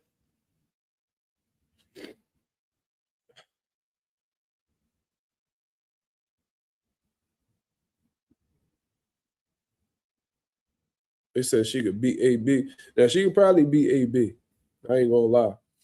Trick said that she beat a top 50 fighter around her weight class. Well, what does she fight around? She fights at fucking light heavyweight, which is light heavyweight in men's boxing. No, she ain't beating no fucking top 50 light heavyweight, bro.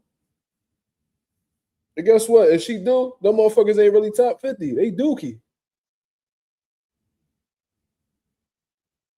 Do you know how big them light heavyweights are, bro? And what was throwing me off was like she think that the female's body is like the equivalent to a man's. Because when she was talking about Rolly, she talking about, oh, I walk around 185. I got a longer reach. I'm bigger than him. And Rolly, he fight at 47. Man, Rolly be big as shit. Rolly be big as shit, bro. That nigga blow up to the 70s easy. Probably 80s if he lacking. You know what I'm saying? Like, what are we talking about? Keith Thurman even clowned her. Man, I'll probably do it for a charity. Had one hand behind my back, like, cause he know what it is. Like, what do we? It's hard for me to understand Claressa, bro. It's like, I think it's a lot of insecurity on her side. I think it's a lot of delusion on her side as well. Yeah, light heavyweights definitely be cracking 200 pounds, and they boil down. That's a fact. I know that. I know that. I've dealt with light heavyweights. Benavidez be walking around 200 pounds. Claressa said she sparred Boots and Shakur. Yeah, I heard about the Boots sparring. I heard she sparred Errol too. She said Errol beat her up or bullied her or some shit. Imagine Claressa in there with Najee Lopez. She wild. Facts. And he not even a champion.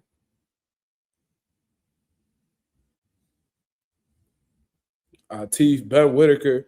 Like, those the niggas that she being mentioned with. Like, she ain't touching none of them.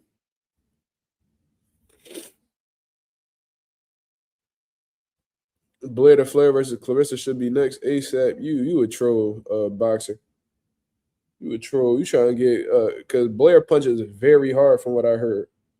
They said that he's a very hard puncher. You really gonna do that with Claressa?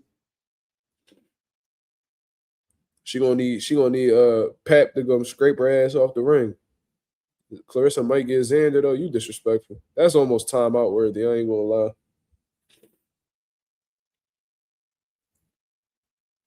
You trying to downplay Xander? Xander, a unified champion in one of the most deepest divisions in boxing.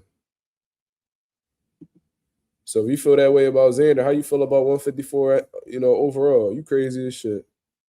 Claressa versus anyway, who you got? And anyway, gonna light Claressa ass up. What are we even talking about? Anyway, speed, this combination, you gonna break Claressa up, bro. You better leave Claressa up out of any conversation that got to do with any elite fighter. That's a man. He said got him for 1 minute. Yeah, he tripping. He said KSI will beat Claressa. Now I don't know about that. I feel like if you an average man, you not beating Claressa in no fight. But I'm talking about trained elite level boxers. Come on. She mentioned 3 of them. She can't beat neither one of them. Triple G, I don't even want to talk about what had happened if you fought Triple G. Keith Thurman, don't even want to talk about that. I've seen him knock niggas out ugly.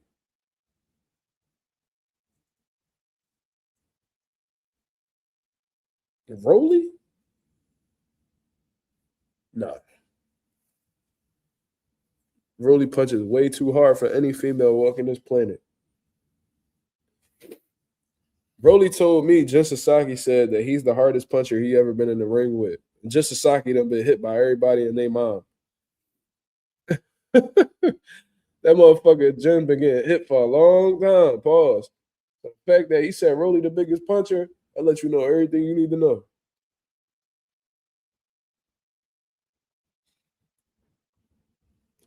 Said Prime Keith was punching on shit. That's a fact. Look what he just did to that Australian dude. Had him looking silly in that job. But anyways, man, I wanted to tap into this article, just breaking down the whole VERGIL Ortiz versus Oscar De La Hoya documents and exactly what created the rift between the two. Yeah, I mean, I just wanted to get into that before I get up out of here, man. I think tomorrow's looking like a call out, bro. I ain't gonna lie.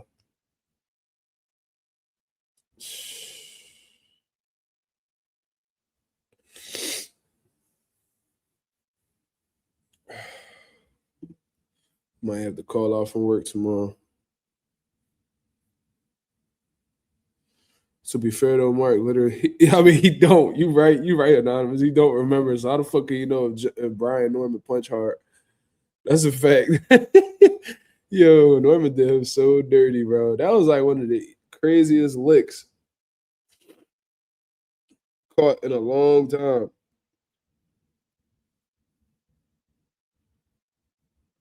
I'm about to text my manager, bro.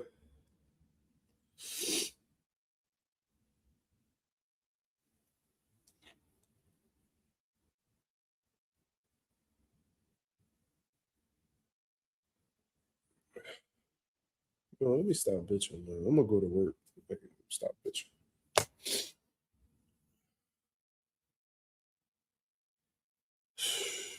Let me stop bitching. Anyway, here's the article right here, man. Shout out to Boxing Scene for putting this together, man, because Rick Meridian had posted it and was like, yo, this is so simple that, a little kid can understand. So I'm assuming that this article, I haven't read it yet, but I'm assuming that it's as simple as can be. So maybe this could give everybody clarity as to what's going on, because this is one of the most spoken about topics in boxing right now, unfortunately. So the title of it is Documents Reveal How VERGIL Ortiz Jr. and Oscar De La Hoya Strayed. This was put together by Lance Pugmire. Shout out to Lance. He's been around for a minute. So it says in late November, VERGIL Ortiz posted a triumphant home state knockout of veteran former junior middleweight title challenger Erickson Lubin. Listened to promoter Oscar De La Hoya emphasize the fighter's rising stock and says, I have your back. Less than a month later, in a meeting between Ortiz's manager, Rick Meridian, and the president, Eric Gomez, a cycle of events began turning that brought Ortiz to doubt that the promoter felt the same. What? Okay, let's continue on. And documents reviewed and information obtained by Boxing Scene, the Ortiz De La Hoya split that has sent their dispute to arbitration and compromise about between Ortiz and Jerron Bruce Ennis, which has been called the best fight that could be made in America, has been laid bare. On December 9th, when Golden Boy summoned reporters to his downtown Los Angeles offices for an interview session with welterweights Raul and Alexis Rocha, Meridian appeared looking agitated and prepared to argue for Ortiz's worth in a bout that seemed certain to captivate the U.S. and global boxing audience. So Rick Meridian was looking for smoke pretty much. So they going over his latest victories, which was Serhii Boachuk, Israel Madrimov, and Lubin. Former unified welterweight champion Ennis of Philadelphia had won his junior middleweight debut by first-round knockout and boarded a flight to debate and face off with Ortiz after the Lubin win. Ennis pointed to his watch, illustrating it's time for a showdown, and Ortiz, 27, said he was ready. In that meeting, according to an individual connected to the talks, who spoke on the condition of anonymity, I think I said that right, because of their pending legal case, Golden Boy offered Ortiz $3 million for the bout, with a split of revenue triggered by 200K DAZN pay-per-view buys and a 50-50 split of all net revenue. So $3 million, and under the condition that you pass more than 200K pay-per-view buys, which I ain't gonna lie, probably would have been tough for Ennis and Virgil to do. But if they were able to get that, then that would trigger them to get like a 50-50 split of whatever the pay-per-views generated. All right, let's move on. Meridian asked for a flat $7 million with no splits in play and was told no. So he turned to the language of Ortiz's 3-year contract with Golden Boy that began in August 2024. So basically, Meridian was like trying to get something around the ballpark of $7 million. De La Hoya was like, fuck out of here. That's not what the contract says I have to give you, basically. This is your minimum. I forgot what the minimum was. I think it was 2.5. We offering you 3 with a possible upside of revenue if y'all get 200K buys. He's like, we need a flat 7. I mean, if we get a flat 7, we can fight. No. So he's like, all right, so we're going to go back to the contract, which clearly states that I need 3 opponents as options. And the manager produced what he assessed as comparable pay to premier American fighters, which included Shakur Stevenson and Teofimo Lopez. $8 million apiece for their January 31st bout. David Benavidez and Ivan Ortiz's February 2025 fight over Madrimov, funded by Saudi Arabia and financed in Turkey, Al Sheikh. So he's like, so pretty much Meridian was like, all right, so we're gonna go back to that contract. I need 3 options. That's what the contract says. And he showed other fighters like he's like, yo, well, Shakur making $8 million. Teofimo asking getting $8 million. You know what I mean? David Benavidez, they getting big purchase from Turkey Al Sheikh. Why can't we get that? You know what I'm saying? Why we can't get around the same amount? Look at what these other guys are making. So pretty much Parker watching other people to justify why he's asking for that amount of money. Let's move on. Let me see. The request for other opponents and money was rejected, according to the official, who said another Golden Boy executive witnessed the exchange, in which Meridian was told the promoter would be content to let Ortiz sit and absorb the blame for not fighting Ennis. So basically, this is what I think happened. This is just my opinion. Y'all let me know if I'm tripping or not. The zone was putting that pressure on Golden Boy. Basically, if they don't get this fight done between Ennis and Ortiz, they're not going to be renewing any type of network deal with the two. That's the only fight the zone wants. You know what I mean? They don't want nothing else. This is the fight that they're looking for. So Oscar got pressure on him by the zone to make this fight happen. So he presents the fight to Virgil. Virgil Ortiz's manager looks at that amount. He thinks $3 million isn't enough. He feels like the fight is worth much more. He asks for $7 million. Oscar says no. He's like, all right, well, you need to provide 2 other opponents. Oscar and them says, no, if you don't take this opponent right here, we're going to let you sit on the shelf. So Rick Meridian is looking at it like, well, the contract says I need to be offered 3 opponents minimum each time. And I brought this up before. So Rick Meridian citing the contract and said, oh, well, our contract says we need at least 3 opponents named. You only offering us 1. So as far as I'm concerned, y'all in breach of the contract. Interesting. Let's move on.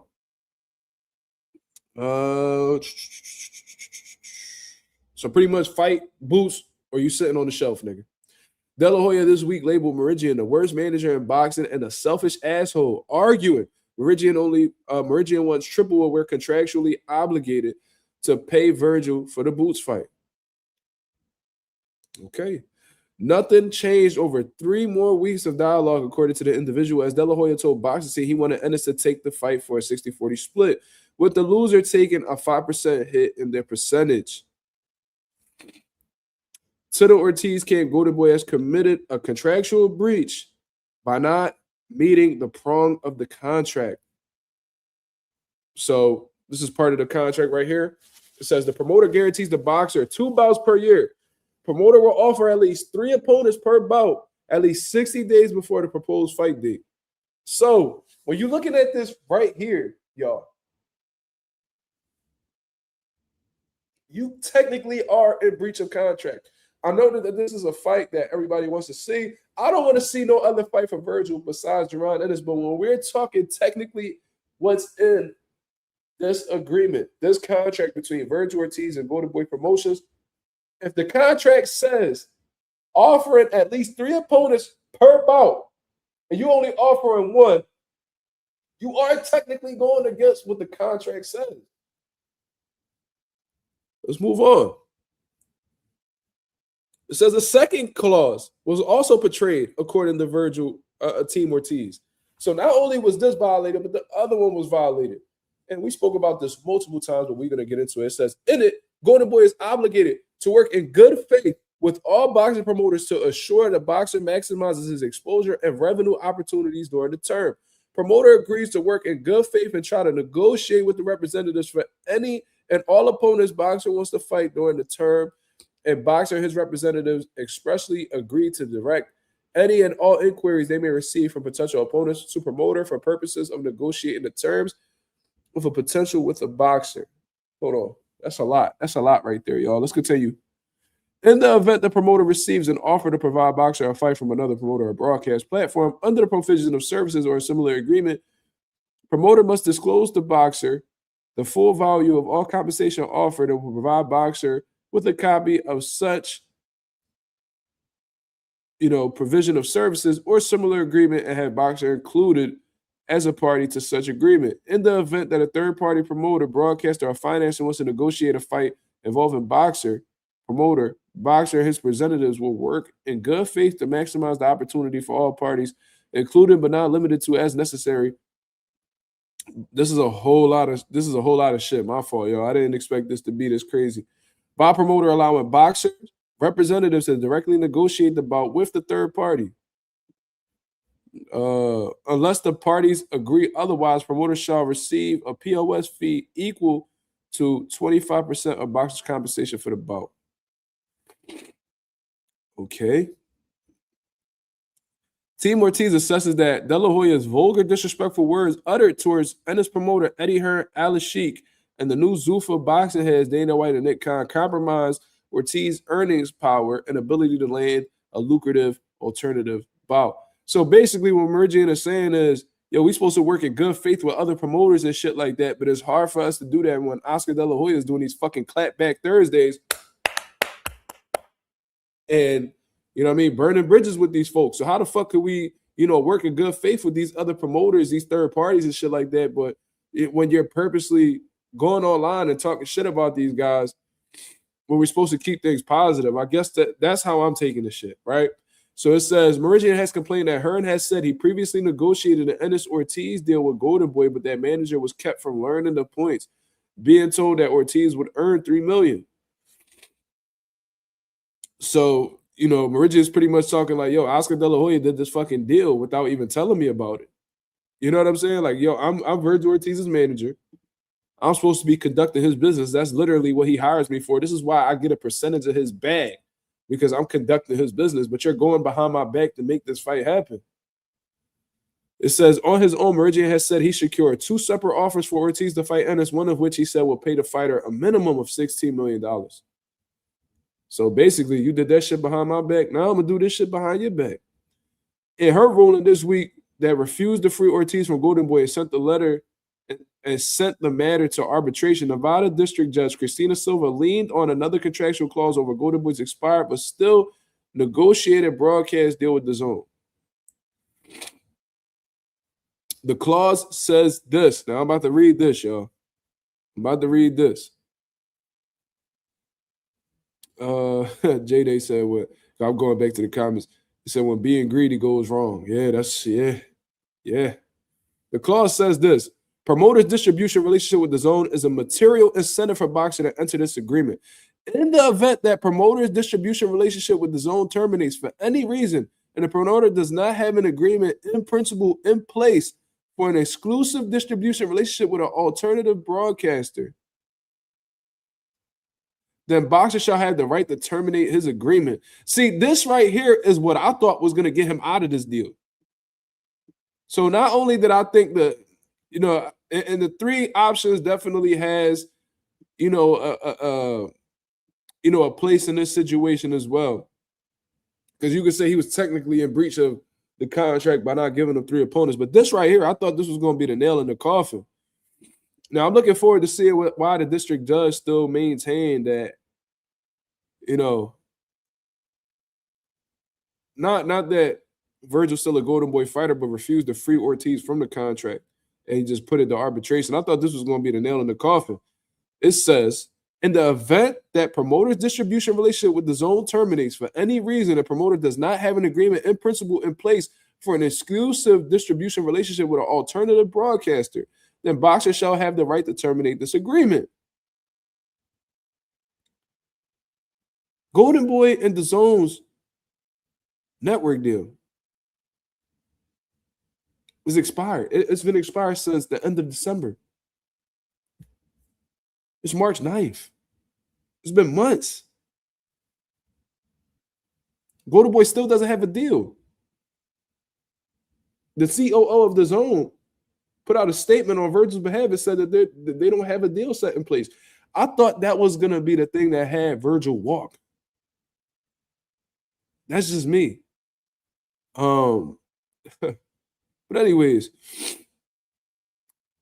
for avoidance of doubt, if promoter has agreed on all material terms with an alternative broadcaster, but is in the process of negotiating a long-form agreement with the broadcaster, boxer shall not be entitled to terminate this agreement.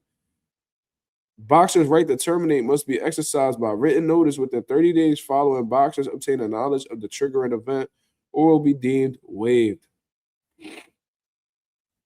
Okay. Y'all with me, y'all? Y'all with me? Let me know. It says, let's see. While Team Ortiz believed the spirit of the clause was that if a long-term agreement was not in place for any reason, then Ortiz had the right to terminate at any time. Judge Silver ruled differently. What?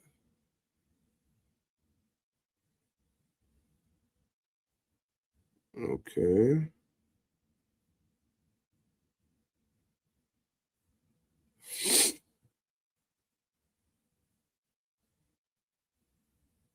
Lastly, Meridian has argued in his sworn statement that he believes Golden Boy especially undercut Ortiz during his December Clapback Thursday appearances on Instagram, slamming Zuffa Boxing and angering Sheikh, who is back in the promotion with $10 million of annual support plus a payment of $15 million to land welterweight Conor Benn. Team Ortiz, I hope Sheikh will provide funds for Ortiz and this too, but unlike his support of Stevenson Lopez, requests have been met by silence. Well, that article basically told us a lot of what we've already known. So I don't even understand why Rick Meridian posted it as if it was some new information on there. So kind of was underwhelmed with the article. Felt like I knew everything that was already on there, but it is what it is. Documents was revealed. Looks like it looks like it's messy, man. But Virgil and his team definitely got a strong case to become free agents, man. I don't know why Christina Silva refused to rule in Virgil Ortiz's favor. But I guess we'll see in arbitration how that all goes. So we're moving on. We're officially in the open boxing topics part of the live. You know what I'm saying? Y'all got any questions for y'all boy before I get up out of here, man? I am sick. My apologies for blowing my nose and all types of shit, me sneezing during the commentary and all that. I can't help it, nigga. Forgive me. My boy Ralph in the building said, yeah, there were clear breaches from what it said. Yeah, that's why I was like, I don't know, bro. I don't know. Maybe there's something in the way that it's worded that I'm just not catching up on because I'm not a fucking lawyer. I don't know. But I guess we'll find out once it reaches arbitration. I just hope, to be honest with you, man, that it's not like no long, drawn out situation because, to be real, I want to see Virgil back in the mix, bro. Like, Virgil adds a lot of excitement to the sport of boxing. You know, he is a promising, fighter, young guy who's, in the promise, at the height of his powers right now, in his prime. He's been putting on some valid performances, and him and Jerron Ennis, I don't know what's going to happen. Like, I'm rooting for Jerron Ennis 1,000%, but Virgil's tough, man. He's battle tested, in ways that we haven't seen Boots been tested. So, Virgil has some good things going for him, and he definitely got skills. Definitely got skills, man. So I think he got underrated skills, to be honest with you. I think that Mazuma fight showed a lot about him. So, all in all, I hope this gets resolved ASAP, man. And we get Virgil back on the road soon, man. Seriously, because this is ridiculous. ETC in the building said, I got them doing over 200K, especially with a solid undercard. I think they could do damn near 300K with the build-up.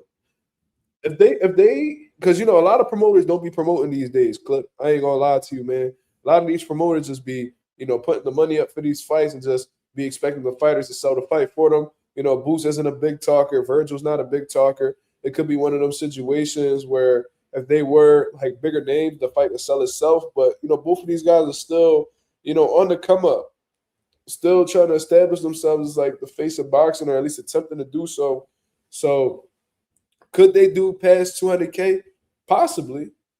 A solid undercard would definitely help, Clip. You're right, 1,000%. Especially if they, got some Golden Boy fighters on the undercard and shit like that. And, all of that would have been lit. But unfortunately, we'll never know, at least not for right now. It is what it is. Get this nigga Miguel on my chat. Please. Yeah, I hope it's not a Mikey Garcia situation neither, Ralph. Seriously, because I hate when these fight, and we've seen a lot of fighters lose their prime years just due to bullshit, like Muhammad Ali, Mike Tyson. Shit. Who knows what Mikey would have did with them 2 years he was out? Who knows what Andre Ward would have did with that time he had out? You know what I'm saying? Like, we never know. We'll never know. Yeah, I just hope it's not one of those, because Virgil got a lot to give the sport. A lot to give the sport. So you just gotta sit back, see what's next for Jerron Ennis, man. Jerron Ennis's next opponent has to be solid. I'm seeing everybody criticizing, and it's not really, Jerron Ennis that they criticizing. It's really Eddie Hearn more than anything. So it's a lot of pressure on Eddie Hearn to make a big fight happen for Boots. He needs to start treating Boots how the way he was treating Anthony Joshua, Conor Ben, backstabbing ass. Like it's time, Eddie. You're gonna have to open that checkbook up and pay these guys what they looking for, man. Because if you keep trying to be frugal and all that bullshit, what is frugal the right word? Is frugal the right word? Let me see. I ain't used that word in a while. Yeah, definitely frugal. Right now, not the time to be frugal with your money, bro. You gotta go ahead and get it. You're gonna have to get these motherfuckers what they looking for. If you truly believe in Jerron Ennis, how you say, and you claim that he gonna be the face of boxing, how you say, and you feel like he the best fighter in the world, you have to show it. Your money has to show it, man. Eddie does a whole lot of talking, but there's been plenty of times where all that talking hasn't led to actions. You feel what I'm saying? Talk. He do an hour interview here, half-hour interview here, 20-minute interview here, 2-hour interview here. He does a whole lot of talking. He's a beast. He knows how to, answer these questions and shit like that. But he needs to do that in the negotiation rooms as well, man. You know what I mean? Like you made it clear that you don't want to roll the dice on fighters that you're not contractually obligated to take over. That's cool. But let's see you roll the dice on fighters that are signed with you. Not only signed with you, but re-signed with you recently. So, yeah, I mean, something got to give with this Josh Kelly situation. There's no way, no fucking way that Xander should get that opportunity before Josh Kelly. Absolutely not. That shouldn't even be something that you're entertaining if you're Eddie Hearn. Not right now. If Boots is the priority, Xander shouldn't be, skip the line. I mean, the motherfucker already got 2 belts. You're about to let him go for a third in 3 fights? Really? Over Boots, who's your fighter? Josh Kelly's your fighter? You're going to go against an in-house fight to go fight Xander instead? Hell no. You're going to get that little Rican nigga more power. And if Xander get them belts, he definitely not going to be looking at Boots' direction. So a move got to be made. Motherfuckers got to do something, man. Because if not, the motherfuckers going to be okay with not fighting Boots.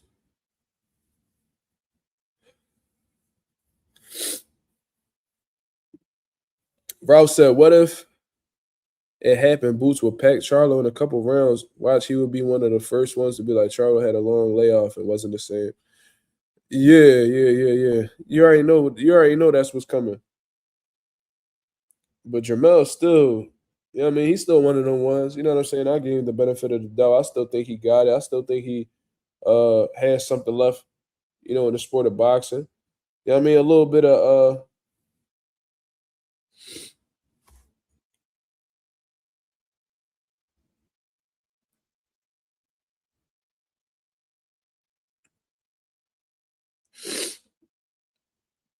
the fuck is this?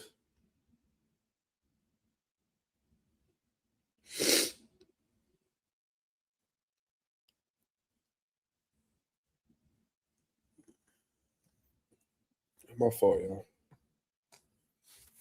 Her got to bust a move, man. I'm telling you.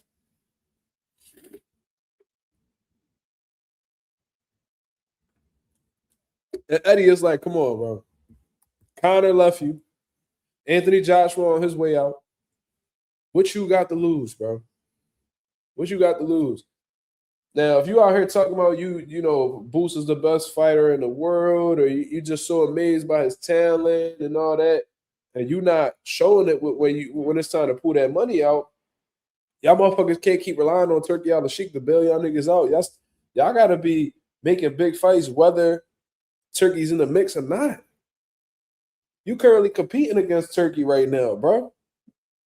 You competing against Turkey. You got to do something that will make them motherfuckers respect you. If you keep running to Turkey and them to try to make a big fight happen, you're gonna become dependent on them.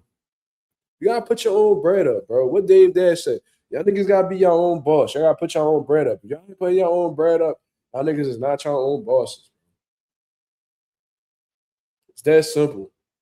Y'all motherfuckers, do you want to do business with Turkey? Absolutely. That's very profitable. You would be dumb not to work with him. And with the fighters you got in your stable, eventually he gonna need to get with you to make a fight happen. Absolutely. But you don't want your whole game to be based around Turkey. You don't want your whole world revolving around whether Turkey want to fuck with you or not. You know what I mean? You gotta have your own wave going on. You gotta be making your own fights with or without him. For real. My son has cookies. What that? I know exactly what you're talking about. Shout out to my he tapped Cap Quest tapped in. He know about Dame Dash. He said my son has cookies. He has equity. Yeah. Dame Dash, you can learn a lot from Dame Dash, man. He a crazy motherfucker, but very knowledgeable dude, man.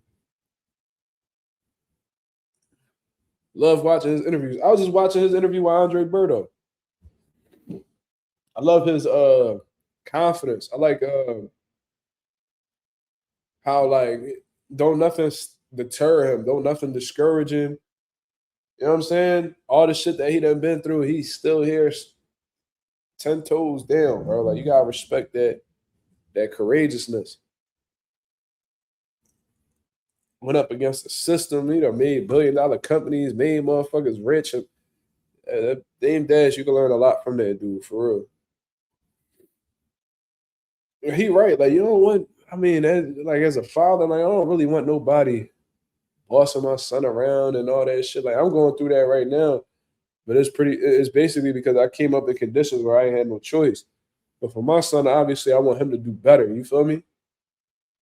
So, yeah, eventually, whenever my son becomes passionate I want to make sure that he on his own type of time with it, and not relying on somebody else to get himself a check. You better believe I'm working on that, though, man. I better believe I'm working on that. Yeah.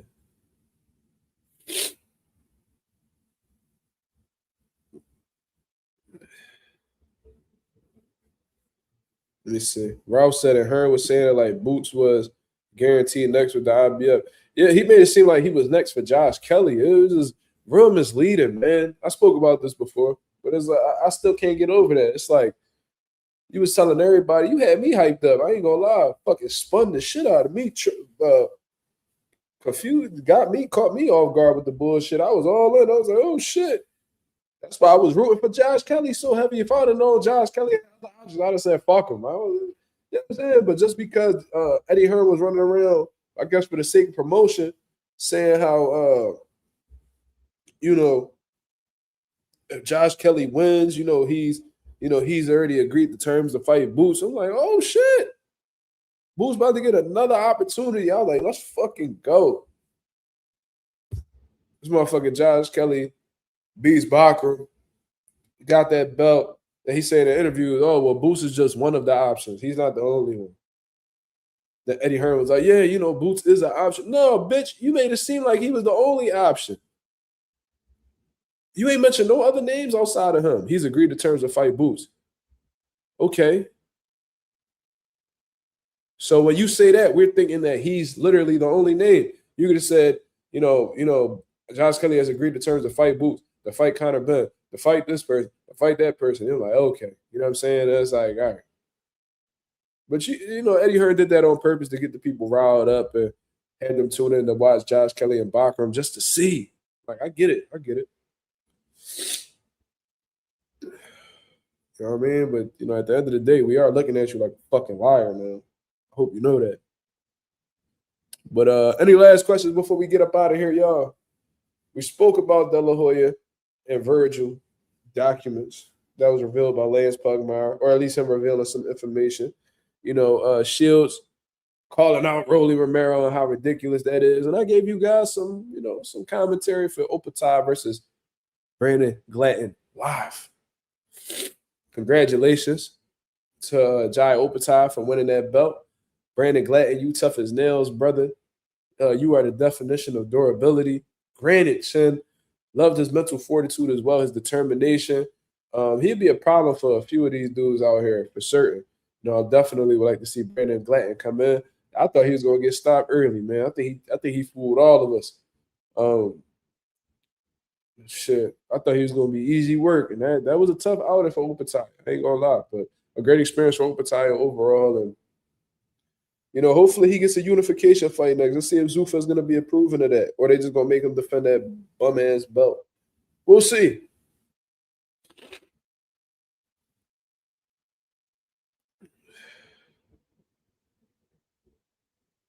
But all right, y'all, I'm going to get up out of here, man. Shout out to the nation and the mob. I appreciate you guys coming through and showing love as always. Y'all can go ahead and hit the like button on the way out. That'll be very much appreciated. We on the road to 4K. We well into the 3,400 mark. Looking to crack that 3,500 mark in due time. Shout out to the nation and the mob for making this possible. I'll be back at y'all with another live 10:30 p.m. Eastern Standard Time tomorrow to continue cooking up on what's going on in the boxing world, man. Until then, I hope you guys have a blessed, beautiful one. I'm up out of here, man. Peace.